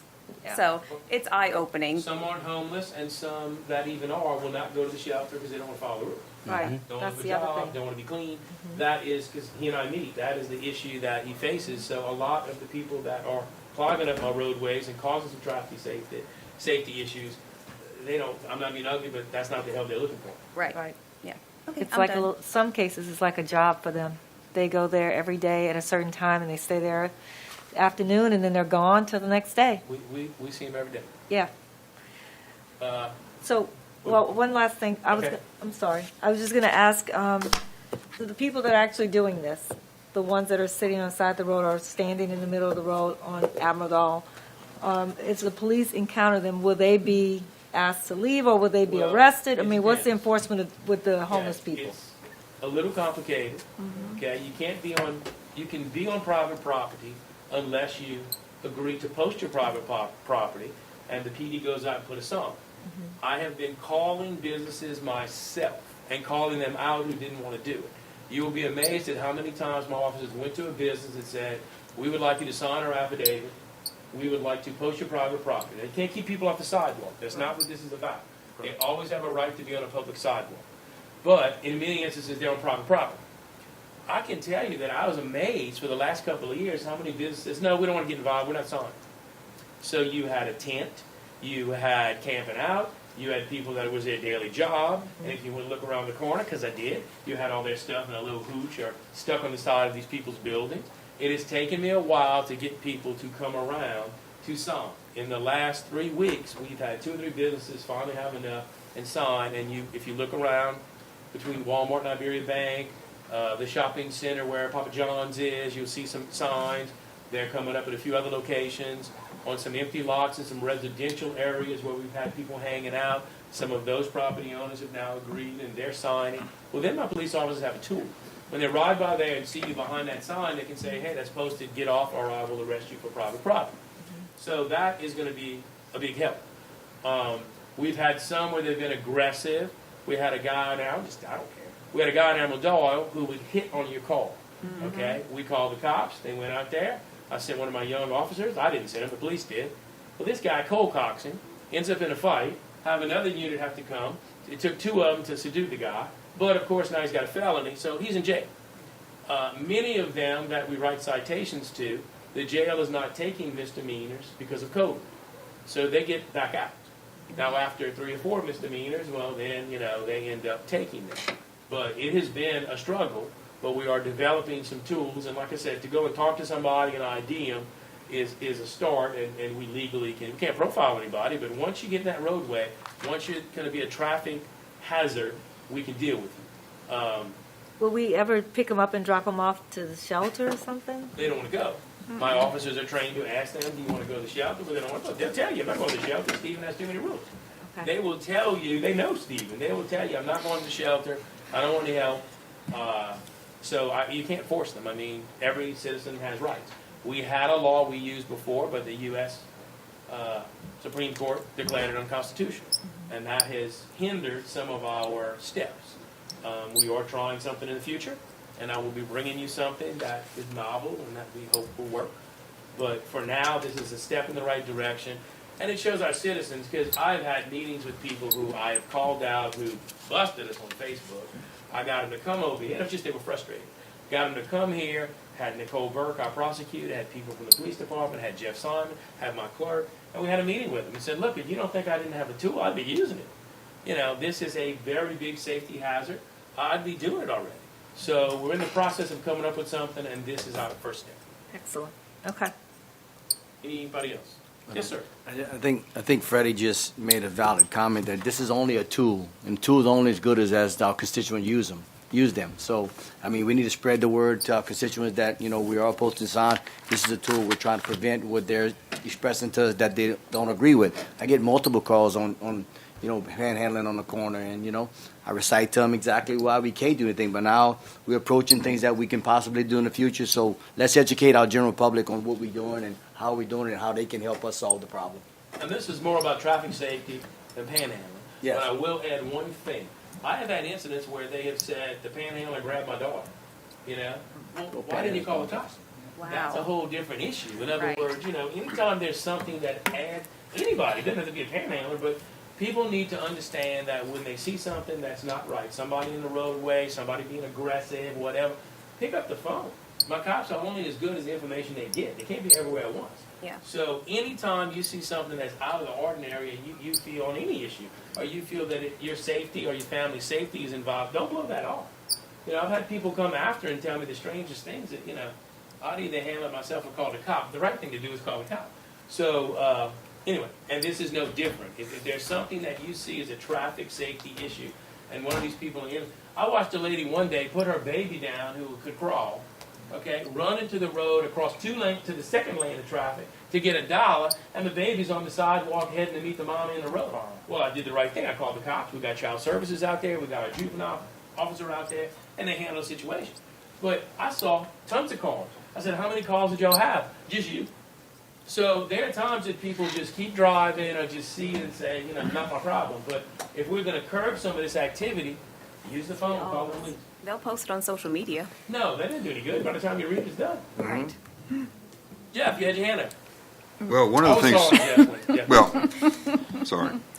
One of the things we're talking about is the fact that what keeps people on the corners and what gets the mama in the street is the dollar being waved at them. Right. So if we quit making it pay, they'll quit doing this. Exactly. Yeah, and we'll be bringing you something that we're hoping does it. Yes, thank you for waiting. Thank you, Mayor. Councilman Swear. No, the question I have, Jeff can probably answer it too. What is he brought up panhandling. I know we're talking about traffic safety. Right. But I'm using Bulletin Plaza, for example, the parking lot. What is our ordinance when it comes to panhandling the public for money or whatever? We don't have one. We don't. But do we have one on businesses? Do we have an ordinance, specific ordinance for businesses, or we have, because that's what the You public. can't go solicit a business, okay? But, well, I'll let Jeff answer. Well, we've had a number of ordinances over the years that we've had difficulty enforcing because federal courts say that people have a free speech right to ask. So it's based on, it's constitutional, in other words? Yeah, it is. And federal courts have protected that, and I know Lafayette's got a big case going on right now where they enforce their law, and they're in federal court with a big challenge to it. So, restricting the right of the panhandler to beg is not the best way to do it, although, we're still looking at some of those things. But to keep that off the streets, off the travel lanes, to keep it, to limit it, to allow private landowners to control the use of their property, we're kind of working around the edges to try to address it. But one thing and this is kind of me getting on the soapbox about it, but the reason that people are out there is because it's working for them. Right. It's their job. And if it quits working for them, they're going to quit doing it. Okay. Only Yeah. time you want to go to Bullet Plaza and ask somebody for $1, you can't. Unfortunately. Could use it. Right.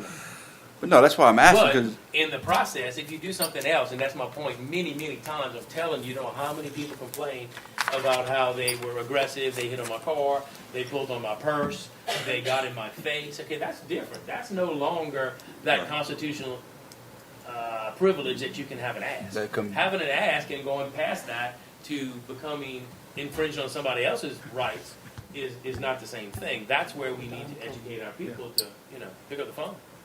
Take a picture. Send it to us. We'll get it. all right. That was a question I had.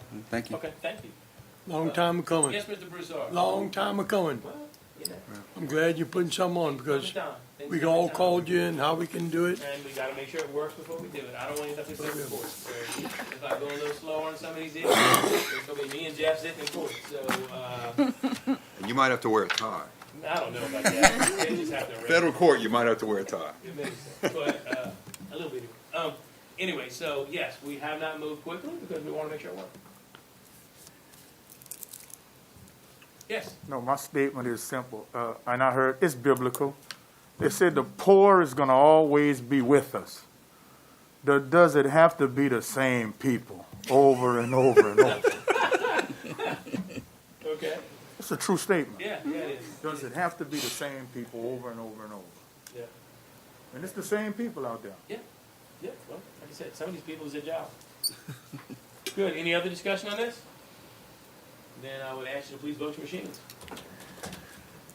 Thank you very much. And we'll get the next one approved. And then Public Works, who we lean on for everything, will be making the signs and installing them. But once I get, after tonight, I will get this moved. I mean, it's an important issue. And the money, we'll see. It's a new budget. So we'll probably expound the money out of Joe's budget, but we might be paying him back later. But for now, I think Joe will be able to eat this at first, and then we'll just see if it gets out of control and we end up putting a lot of them up and it has an expense. I'll just come back to you for a little more money. When do they start getting put up? Well, after you approve this, Joe will put, there is some other signage in line, but Joe will begin to fab these. So let's say it normally takes him 2-3 weeks by the time I ask. He's got to get the sign blanks, get the. Okay. So it's normally about a month that before things go up, but as quick as he can do it, he will. Okay. We just have him on a lot of other missions. They don't right print them now. in-house, huh? Yeah. They do? Yeah, we met him. Cool, thank you. Madam Clerk, 6C. Resolution 21-139, approving signage urging citizens to stop littering and authorizing the mayor to post signage on various roadways around the city. Do you have a motion? Motion. Second. Motion by Councilman Swear and a second by Councilman Markoff. Here's another one that, we do have some laws and ordinances on the books that we can ticket people for littering. We are just beginning, as you know, our PD's 3 years old. We went the first year of the PD without issuing any speeding tickets because we had so much crime and so many calls. Our call volume is still 150 calls a day. It is still a high call volume. But as things go, we have to increase and do things differently. So it is time. We have, through the ARP money that I'll be bringing to y'all at the next meeting, some money set aside to educate people on litter in our city. and to do more of these kind of things. This was one that I already paid for the pole to be installed. I'm already putting the big sign, so I decided to get ahead of the curve a little bit. These signs will be small. These will just be a small, you'll have the big one on top, and this will be probably, a small sign. It will be attached to the same pole. But I thought, let's get ahead of it and start getting that out there. So Joe will make these as well, and when they install the other sign, these will go on the same pole. Because we do have litter issues all of them. Nothing new, but something that we do need to address, and the PD, again, we've had meetings on this. It is time. They will be issuing, littering tickets. So, any questions? Comments? So, Yes, ma'am. can I ask for a wording change? Yeah, sure. Can it say, help keep New Iberia beautiful? Is that a You can. Everybody did that, so I just said clean. Who can do? Oh, I mean, if you want to do I beautiful. like beautiful. Okay. Hey, just me. Oh, you rather clean? Yeah, see, that's how we do. You do something new. And can we also, well, Yes. as a female, we like beautiful stuff anyway. Okay. All right, so the other thing is, can the fine, Clean and beautiful? No, I'm picking. I quit. Go ahead. he doesn't get a vote, anyway. Offenders will be fined, can we put the fine amount on the sign, like, I don't know, I $500? wasn't sure if I wanted to do that, and I'll tell you why. Because there is a little range in there. And then I thought when we do our new litter program, we might want to go up, and I don't want to have to go remake the signs. Because that is something that we have the choice to do. In other words, if people do not listen to this, and we begin to ticket them, and I don't know if it's a $50 fine, my 500? attorney's smiling already. Cause next You thing could say find a lot. Yeah, a lot. And more coming. But I kind of waited to put that because we might make an adjustment in there. Yeah, I mean, I think it ought to be enough so that it hurts. I don't think $50 is You enough. don't just put a bunch of dollar signs? I'm like, $500. Yeah, I understand, but I don't think it's that high, so I thought maybe I wouldn't put that for now because we might end up upping it if we see that this has no effect. Okay. But that's why I didn't put it, because at Okay. first I was thinking about it, then, a bunch of dollar signs would be good. Yeah, I know. That's what I'm thinking. Get a loan. No, I'm thinking. Anything else? No, that was it. Okay. Yes? Are we going to start ticketing people for the grass clippings in the roadway? We put something on Facebook today, and we are getting all kind of comments. We do have an ordinance in place, and I wasn't even though that affects our MS4, it affects our drainage, one step at a time. I'm adding things to them by the week, it seems like. So I thought that we would get the roadway stuff under control, we'll get the litter under control. Yes, we will have to start doing that too. I can't tell you when, one step at a time. Okay. But we are beginning. What I like to do, I post things. Yeah, these artists on the book. The artist book is this thick.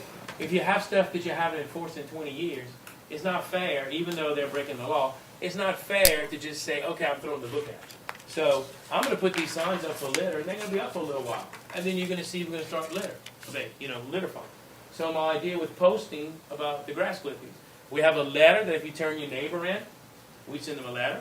If you say, hey, I just saw this landscape company cutting a commercial property or a yard, and they blew it all in the street, you let me know that, we send them a letter. Okay? That has worked a little bit. It's curbed a few people.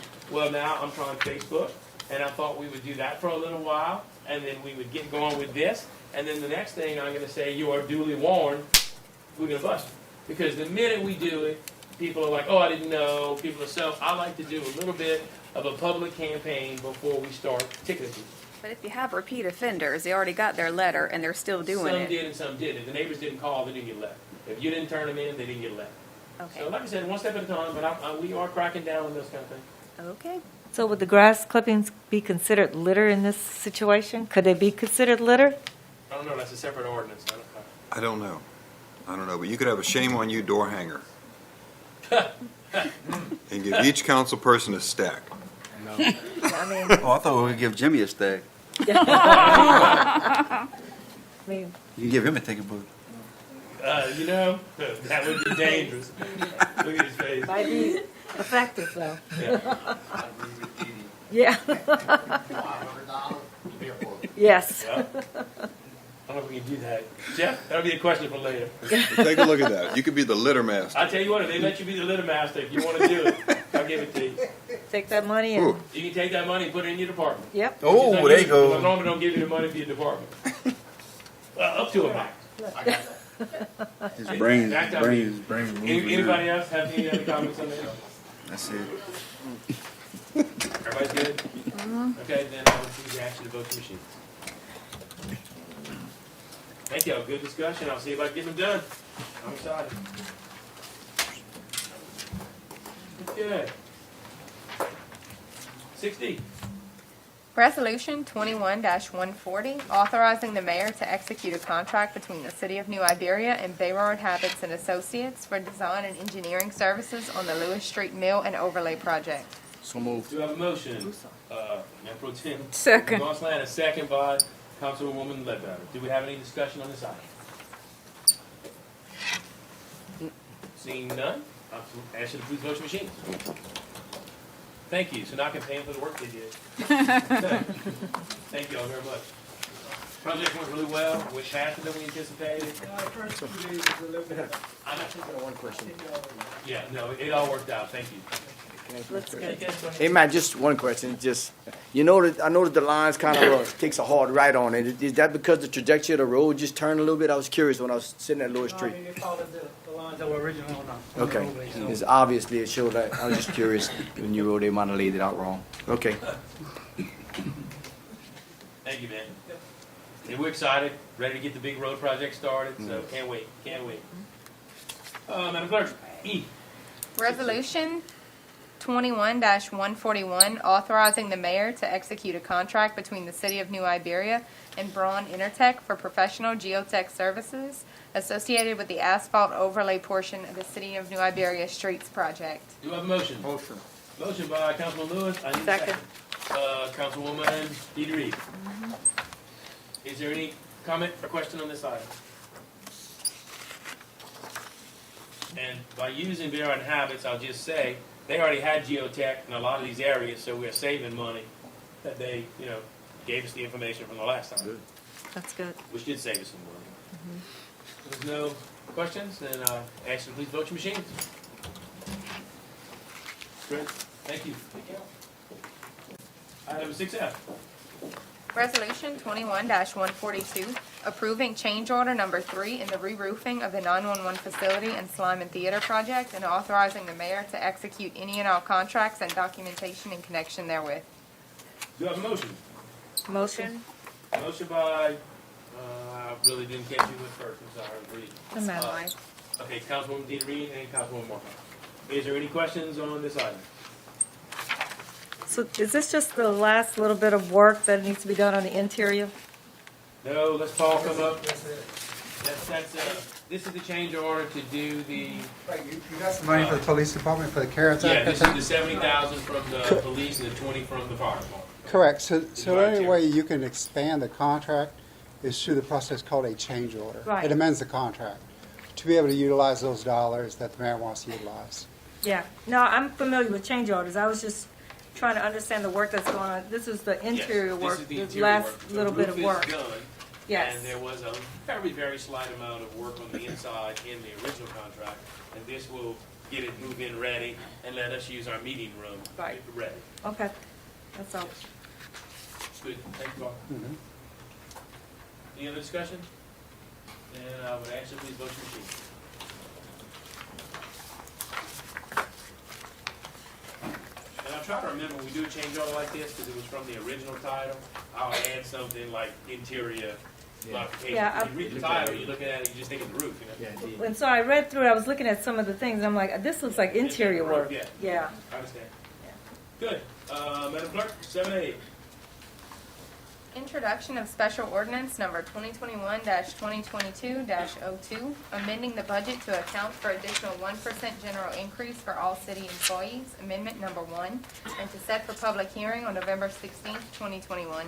Do you have a motion? So moved. Mayor Pro Tem Gonsalas and Councilwoman Marco. Is there any discussion on this item? So I noticed that there are two groups, the city marshal and the legislative group, that did not get the 1%. Is there any reason why those groups don't get it? Well, the city marshal, obviously, we don't have one right now, right? No, but they, yes, Kev? You want me to, I'm just waiting on back here. The marshal is governed by the charter as to what their salary is. We don't currently have a full-time marshal, and the legislators are also governed by the charter as to which I get paid. It does not factoring raises each year. Okay, I was just It wondering. all goes by the chart. Okay, so I just wanted to make sure there was a reason why they were being left out, because we had said everybody would get the 1%. And and that's those who everybody didn't. we control. Right, okay, cool. Yeah. Just checking. Good. Any other discussion on this? Then I'd ask you to please vote your machine. Wait, I'm sorry, do it again? Please vote again. Thank you very much. 7D, I mean B. Introduction of special ordinance number 2021-2022-03, amending the budget to account for donation of funds to be used at Acadian Ballpark, amendment number 2, and to set for public hearing on November 16th, 2021. Do you have a motion? Motion. Mayor Pro Tem Rick Gosselin and Councilwoman Brooke Markcott. Just to explain this, the old Iberia League that had a use of the Acadian Ballpark for many, many years had some money left in their account, and lo and behold, Mr. Wayne Landry called me, who had been involved in that for probably 30 years, said, we have some money, and I think I'd like to give it to the city. So we had a meeting, and we decided that these funds that were left would all go into Acadian Ballpark, because that's where it was generated from. It ended up being $51,000. I mean, I was thinking I was getting $5,000, yeah? So when we walked in with the checkbook and it was $51,000, there is a tractor out there. It's an older tractor, but we get the tractor. There's a roller that's out there that he said he might want his roller back. We're gonna have to, so I can't say I can't give the man his roller back because he gave us a check of $51,000. But that money will all go into Acadian Ballpark. You'll see later we have the next item is also concerns Acadian Ballpark. We know that we're going to have some things we need to do, so it was very, very kind of timely that he would come in with that money. He was thrilled because at first he was just giving it to the city, and I said, no, it came from the ballpark. People donated that money for the ballpark. It needs to stay earmarked for that. Right. So my office will actually control that account so that I can make sure that every dime goes back. But we do know that we're going to be spending money, on that. But very generous thing to have gotten this money. So I just wanted to explain, what this is about. Any comments or questions? I have a question about that money, but what's the capital outlay that we're buying, the equipment we're buying for them? Because I didn't see it in the budget book. Capital outlay, in our capital outlay? Yeah. 249. And I may have missed it, but I went back to the budget book and I didn't see it.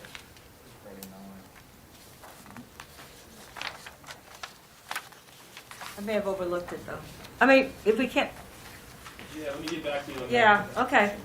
Yeah, that's capital, that's not, that's total.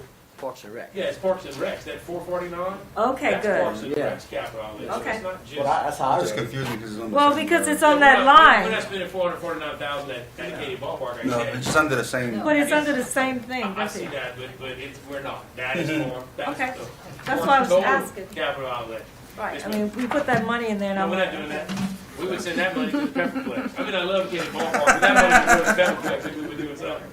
okay, all right, it's just confusing. the way it's listed. My question, do they still play ball on the Acadian Ballpark? Well, that group doesn't. That money's just been there. We do have Tava, and we've had some other people that had a lease, and for the next item, we're redoing that. Okay. So yes, the ballpark is still utilized, and we are actually making plans to be utilized even more. Right, okay. Anything else, Fred? Then I would ask you to please vote your machine. Thank you. Madam Clerk? Thank you. Introduction of ordinance number 2021-19, approving a lease contract between the City of New Iberia and Tesh Area Youth Baseball Association for use of Acadian Ballpark and to set for public hearing on November 16th, 2021. Do you have a motion? Second. Councilman Lewis, and I don't know who was, I guess, Councilman Markcott. Quick on the draw tonight. I'm trying. Do we have any discussion on this item? This is our new contract for the Acadian Ballpark. Yes, so I noticed that it said that they would be selling concessions and that they would pay us $500 a day. And then also 10%, I guess, of the revenue or from the concessions. Yeah, we're trying something different, and we would actually have some revenue, and they are bringing in some other people to help, Semi-Pro Team. So besides Tava, what this is going to do also is free up the schedule to try to include other schools because they are going to be the main controllers of that now. The deal we had before, another group kind of blocked out a lot of the schedule, so it was very, very tough for them to even offer other community schools, other people to use it. So now, and other schools can join TABA if they want to, but now besides TABA, we really feel that we'll have something that draws people and that actually brings in some revenue from the park. I want to put the money back into the park because it's never going to be that much revenue. We don't need it in a way. The park is a really cool little retro ball field, but if you go out there, it needs a lot of work. Right. So my plan is I'm hopeful that that works and that they do bring in money, and we will send that money right back to the park, the same as this little $50,000. So now we kind of have a little endowment, and we have a way to hopefully get the more utilization. My thing's all about body count. I just want to see kids. I just want to see, activity. So I think we're on the right track to, try to revitalize that and push more activity. Okay, so in the concessions, I didn't see it in the agreement, and this may be in some ordinance that I'm not aware of, but would they be allowed to sell alcohol at that ballpark? Because it's not specified that they can't. Well, they might be able to do, like you can get a special events permit, and I would like them to be able to do that. Okay. Same thing, I'd love to see that event park. They'll be able to pull, let's just say that they want to do an event that's an adult event, or they want to do something different at the park to raise a fundraiser. They will be able to get a special events permit and sell alcohol, which I think is good. We should do that. If there's a way to make money, we do it downtown, we do it at fairs and festivals, so there's no reason why we shouldn't. But we don't want to put that in there. They will go on their own and get with alcohol and tobacco and pull their own special events permit. Yes, Jeff? We don't prohibit it. Okay, all right. I was just checking because I wasn't sure. Yeah. And the other thing I had was, I noticed that you said that they can sell marketing signs and that 10% of that revenue would go to the city. Yes. So can we make sure that at least the signs, we can say maybe not political signs, not religious signs, whatever. Just because of the fact that, I don't know. If the sheriff's department wanted to pay and buy a sign and we got some revenue off of it, I never thought about limiting that. it's just something to we're think hoping about. that'll be 'cause businesses, it's- and it probably will right. mostly be businesses, but But you just never know. In the current climate, we want everybody to feel included. It just came to my mind that, But you include it when you pay the price. no, I'm saying, what I'm saying about is the signs, not to offend people, whatever. You never know what people put out there. Well, I guess you'd have to approve the signs. Yeah, Jeff Well- has his hand. Let me see what my legal department says. Okay. I think if we allow signs, we don't regulate content. Absolutely. It just can't be vulgar, it just can't be crazy. No. Well, then that's but we don't- regulating. No, but we don't, aside from obscenity and things like that, we don't regulate content. So, and I don't think we want to get into that anyway. In general, the idea behind this agreement was to bring in an organization that would take responsibility for the park, handle maintenance of the park, control the operations of the park, because the city does not want to run that recreation program. It hasn't really worked out in the past, and we have bigger things to do. I So get that. It's kind of hands-off, but to regulate the content of signs. And again, I'm not saying we should, I'm just asking, should we be thinking about that? Because in the current climate, you just never know what people are going to do. And it's just been, over the last few years, things have been rough. I'm just asking. Also, I would say that even though we don't want to run the park, we're responsible for what happens there. So we just have to be careful. Yeah.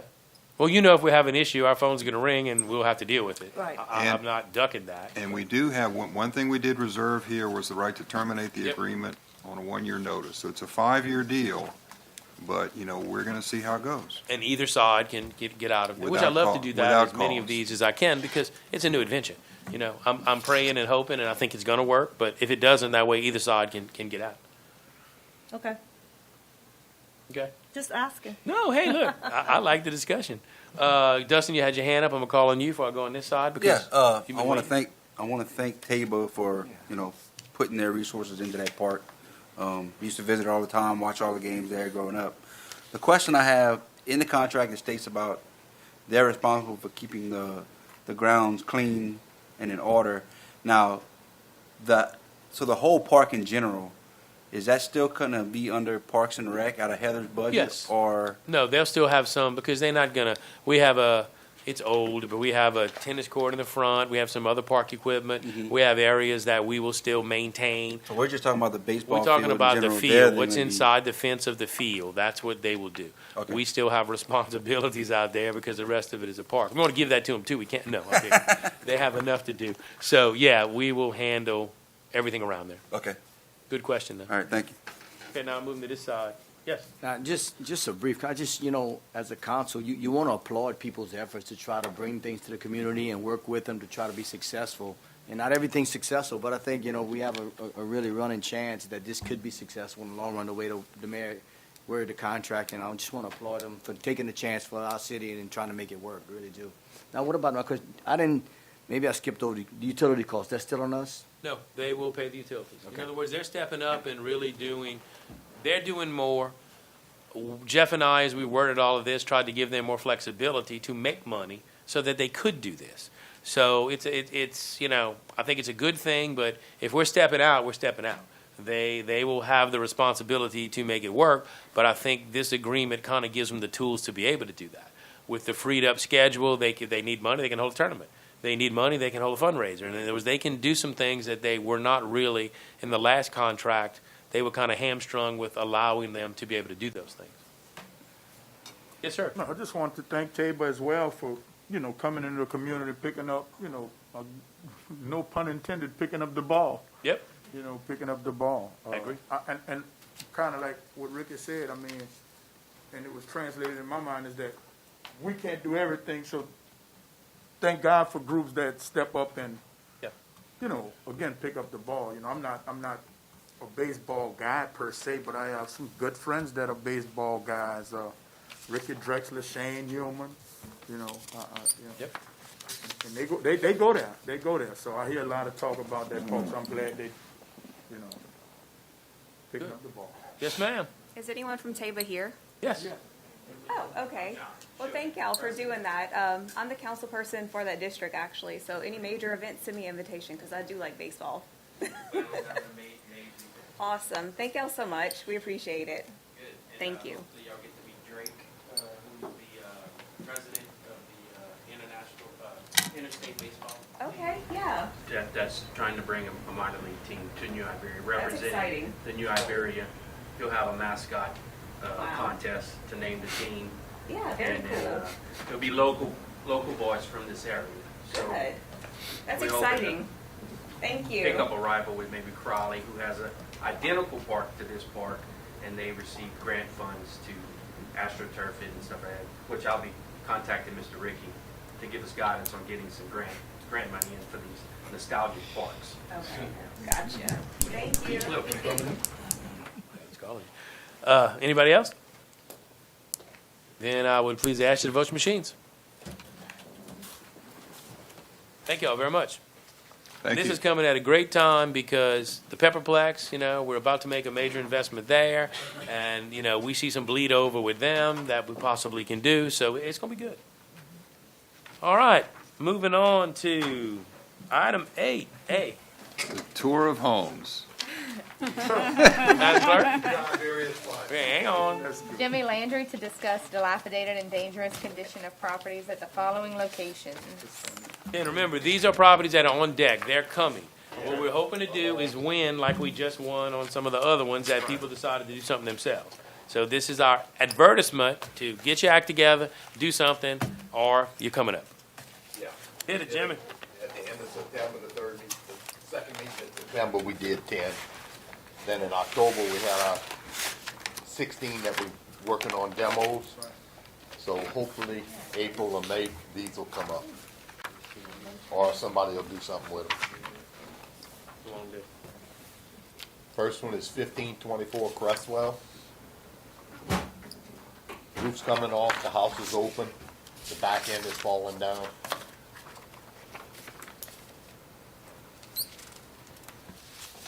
Go Trail Alley. Nice. No.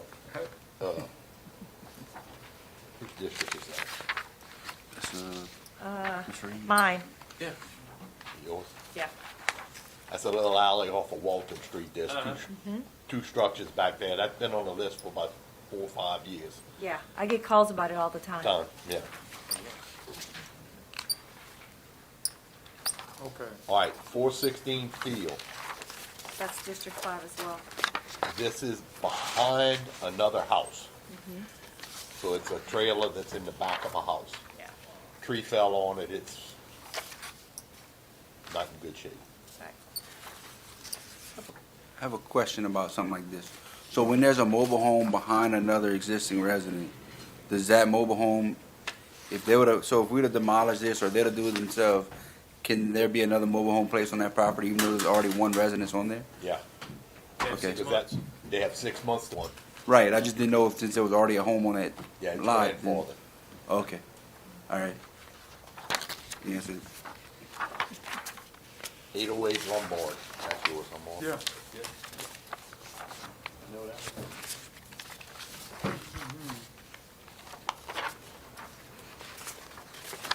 317 West Persian.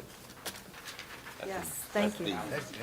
That That one came up about that 10 Yeah. years ago when Tim was here. I remember. And they were gonna fix it and do all kind of stuff to it. I remember that. I mean, I have talked to him and nothing. All right, this is 608 Providence. It was on the list maybe 2 years ago, 3 years ago. And Yep. after we took it off, about 6 months, a tree fell on it. Yeah. I mean, it's almost like those boards, they're trying to hold up the front part of it with those boards. Yeah. 713 Providence. Yep. I get calls about that one all the time. Yeah. 1516 Rogers. On for corn. Even take care of the grass. Oh, we've been cutting the grass there Bad. for years. I know. 510 West St. Pete. Oh, my goodness, thank you. Yes. I was asked to mention about this property because someone in my district has a family member that lives nearby. Clico actually has been called there because of electrical fires because of all the shrubbery, apparently. Yeah, a She tree said it fell- happened twice. Yeah, tree fell. Tree fell Oh, on okay. a power line. Yeah. We know about it. Okay. I've received calls about it as well. 'Cause It's it a went by, jungle. you can't even get in the yard. It's a Is challenge. that on the corner of Corrine and? Yes. Yes. Yes. Corrine and Oh, St. that Pete. house behind there. Yeah, there's a house. Wow. Yeah. Yeah. What's in it? Check your area better. It's not my area. Well, look through the front door. That's the front door. Okay. It's a lot of people that come and through it. It's been open. So I don't know what It's is got a, in there. I didn't go in. Probably no valuables at this Yeah. point. Yeah. Probably not. I've been there once and looked through the windows myself, and it really looks just ramshackle and just a lot of rubble. How did you even get in there? I couldn't even get in the yard. I was like, whoa, and I'm not going It's a any trick. further. Around it, right? Yeah. They It's tell a you all fence. Gotta follow the trail. So I'm like, no way. I'm not that brave. And we had a couple of Jimmy boosting me through the window. That's a whole nother subject. 705 Walton, there's two structures on this property. One in the front, that's the one in the back, and that's the back of the front. Yeah.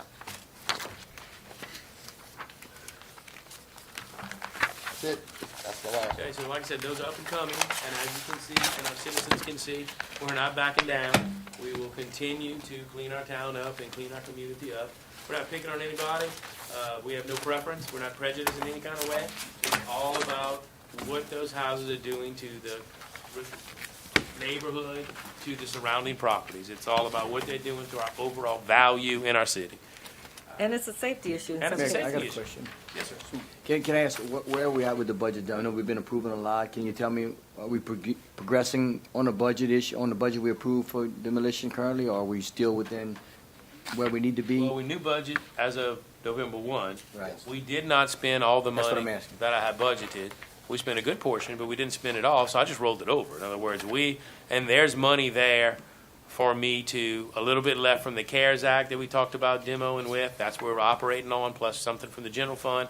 I'm telling y'all, we will find money. We'll never run out of money to do this because, one, they take a long time and there's a lot of legal steps and we have to follow the rules. The most drastic thing we can do is tear down your property. So we don't want to take that lightly, but we will always have money to fund that. We have some new programs coming through that I'll be bringing next time through American Rescue Plan that puts even more money and maybe more opportunity of hiring our own crew to run around and do some things. So that's not money on this issue, not on every issue. On this issue, the financing is not the problem. Okay. Because this is a very important part of what government needs to do. On the ones y'all said to demo, we've started with asbestos testing, so that's coming. As soon as the asbestos is tested and we know what we got, then we'll have asbestos removal. We'll be in the bid process to get the ones that y'all said to demo, and then that'll start. From which one? The Like the October first? meetings. Both October From the- meetings. both Octobers. Yeah. Okay. And then we'll have the revisits on December the 7th. Good. Comments, questions? We all good? Good. Thank you, Jimmy. All right. We have no discussion items, so we will move to Councilman's remarks, and I don't remember where I started last time. I don't know. Brooke? I'll go. Thank you. The Halloween parade was really nice. I don't know if a lot of people realize that there was a medical emergency downtown before it, so it was very slow to start. I heard some complaints about it. I was there, I know, but it happens. It's a parade. Yep. And also, I know Miss Dee I've been seeing she does it on social media. I've been trying to do it too. I think the best way to reach out to the public to keep them informed on our meetings, because they don't watch our meetings, is to maybe update them through social media. I know most of you do have social media, and that's where they always go with their complaints. So maybe if we can educate them a little bit more on social media, maybe the word will get out a little bit better, and they'll stop being so hard on us. Well, we pay for it on TV, and we put it on the radio, so, anyway, we trying. It's on the radio too? I go on the radio every Oh, 2 weeks, you- talk about Well, no, our no. council meeting. Okay. Every 2 weeks, and then he plays the council meeting, he tapes it, he gets it off of our site, and plus, we're on TV, so. I know, I get that, I understand, but the way the world is now, it seems like that's where they go. Yeah. Social media, that's where they want their information, so I feel like it does reach a lot more people if we do it that way. I know I can't force y'all to do it, it's just a suggestion, and that's it. Please feel free to share my posts, because I just try to And give she's them all super the information. detailed, so it's a good post to share. I just kind of write the cliff notes. Cool, Okay. thank you. One of my constituents, one of my friends said, Marlo, I noticed you don't post anything on social media as much anymore. And I told him that's because the internet is undefeated. I like that. It's Very undefeated. much. I like that. But I will share y'all stuff and thank y'all for doing what y'all do. So I'll share what y'all do. 'Cause y'all put in a lot of work with that too, so I'll share that. But man, on a serious note, man, we lost a legend, man, this week. Miss Clara D.G. Carrier, man. She lived in my district, but she was she was the mother of this community, man. Miss Carrier is gonna be missed. I think her services is this weekend at Lighthouse Baptist Church on Center Street at 11 o'clock. She's also going to have I think she's going to have a wake service too. And I don't know if it's the Friday or if it's that morning at her home church, Mount Olive Baptist Church. But she's going to be missed, man. I just want to give my condolences to the family, to her friends, and to the community, because we lost a giant and a legend, in our community, Miss Clara D.G. Carrier. Thank you. Mr. B. Again, Mr. Marlowe, we lost another educator. Ms. Verna Patu was my aunt. And her husband was a tax collector, Sebastian Patu. But it was a good family. She was a really good teacher. We missed her, and that's all I have tonight. Thank you. Rick? Just FYI, I think everybody needs to make their constituent aware we do have an election going on. I got bumped back a little bit. Got 4 amendments that we need to study and get educated on, and that's how you determine how governments run. I think they're very important to the state. Also, we got a couple of local elections, city marshal, a few things on there as well. But I think the amendments are important, and we need to get out and vote. And whether you agree or disagree, just go out and vote. We do, thanks to the mayor for the parade. I've heard good things. I couldn't attend, but thank you for putting on a great event.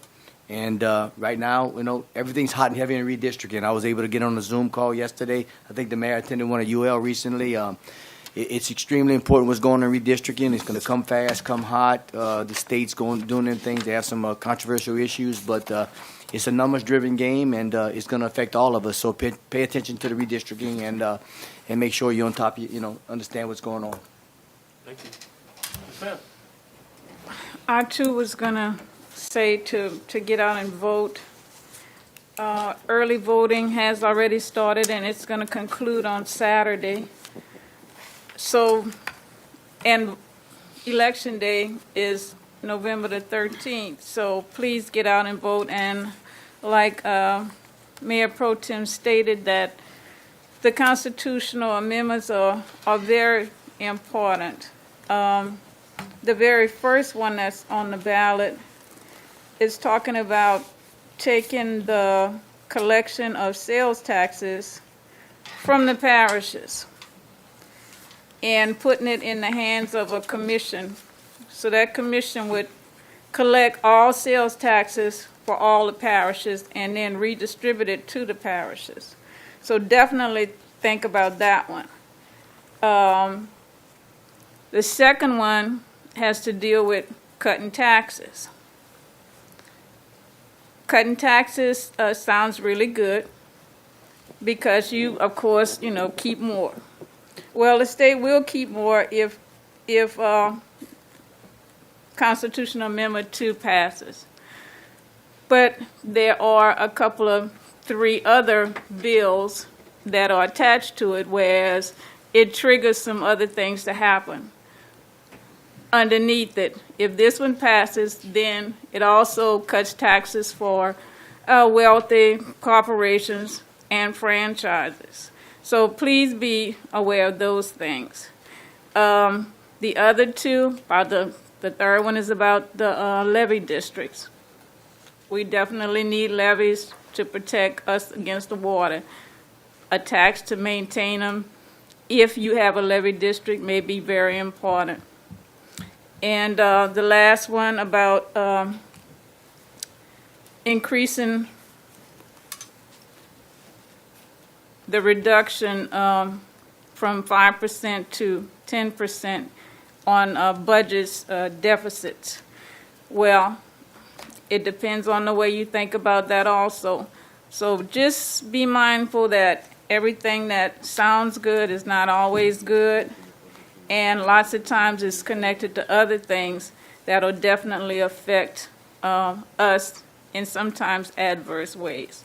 So that's all I have for tonight. Thank you. Thank you. Yes, ma'am. So I just have a few announcements. One is the Acadiana Workforce is having an event this Saturday at Weston Park from 9 to 1. They have jobs available for anyone from 16 to 24 who currently may not be in school. They also have jobs for formerly incarcerated people. They have job training programs that are going to be available that they could get you into. They have money. If you say, oh, I don't have transportation, they got money available. They can give you a gas card to pay somebody to come and take you to your training or to your job.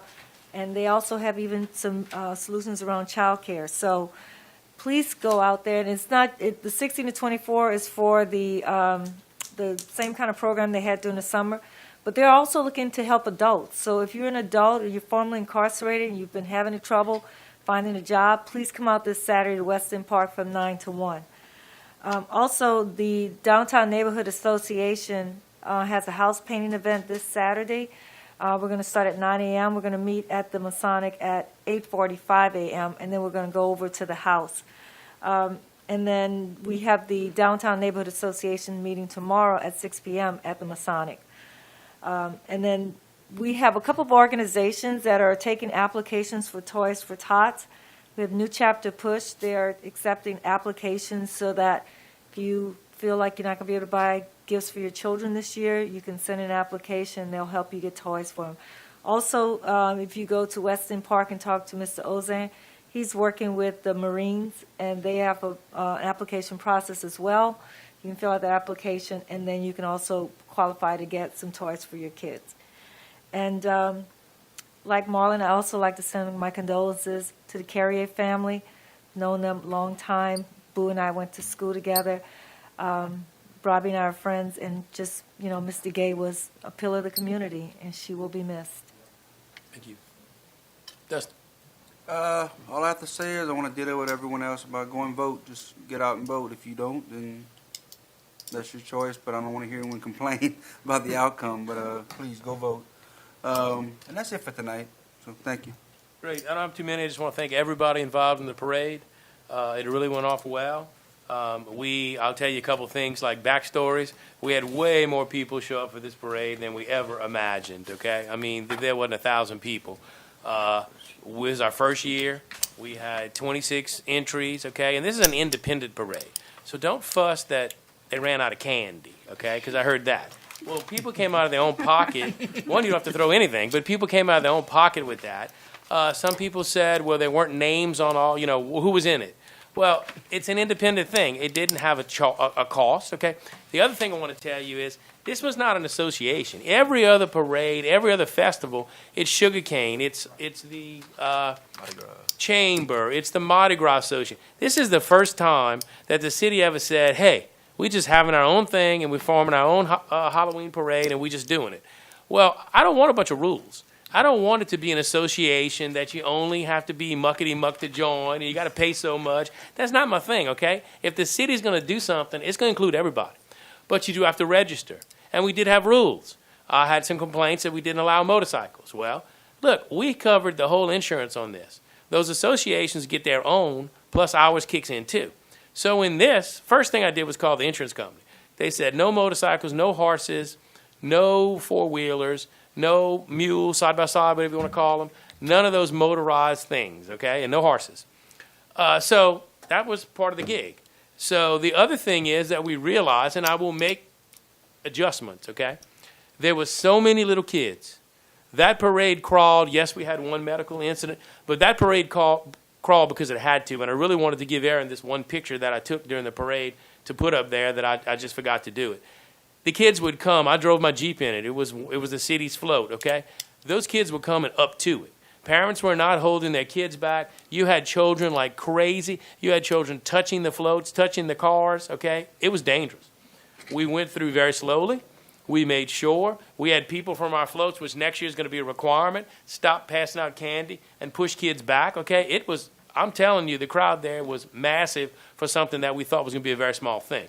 So I don't care who fusses about how slow it was. It was about safety, and it was about getting through something that we were kind of overwhelmed with.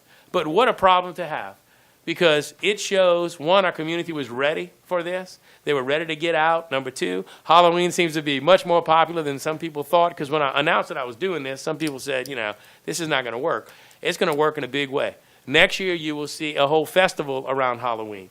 But we will make some adjustments. For our first year of sponsoring something, it's a learning curve. We're not going to get it right. But the good news is it was safe, it was very well attended, and a lot of people went. So, and when you come to a parade, I'm sorry, there's no timeline. It's going to last like it lasts. But for next year, I think you will see that it will flow faster, and we will make some adjustments. As far as for the candy issue, I'm sorry, I can't help you. People are going to throw what they're going to throw. So I want to thank everyone involved. It was a lot of work by very few people. And, to see it all come together, I know how hard myself and Hillary worked on it. She put more time in than you can imagine. Teresa Coutois did every decoration downtown with some help from some of her friends. But it was amazing to see how few of us. We had a couple committee meetings. Some people came with good suggestions. But, next year we will get a bigger committee, and we will start much earlier. And we put that whole thing together in 1 month. We will start 6 months out next time. So there's a little bit of a learning curve, but I think we're on to something. I want to thank everybody who participated. I, too, want to give my condolences to the Carrier family. I mean, from the civil rights movement on, she had done so many things for not only our community, but, everybody. So I just want to say that. And Our next meeting is November the 16th. And look at our MS4 stuff online. And we still have properties for sale on Civic Source. And we have another meeting. Don't go anywhere. But I will ask for a motion to adjourn. So moved. Thank y'all.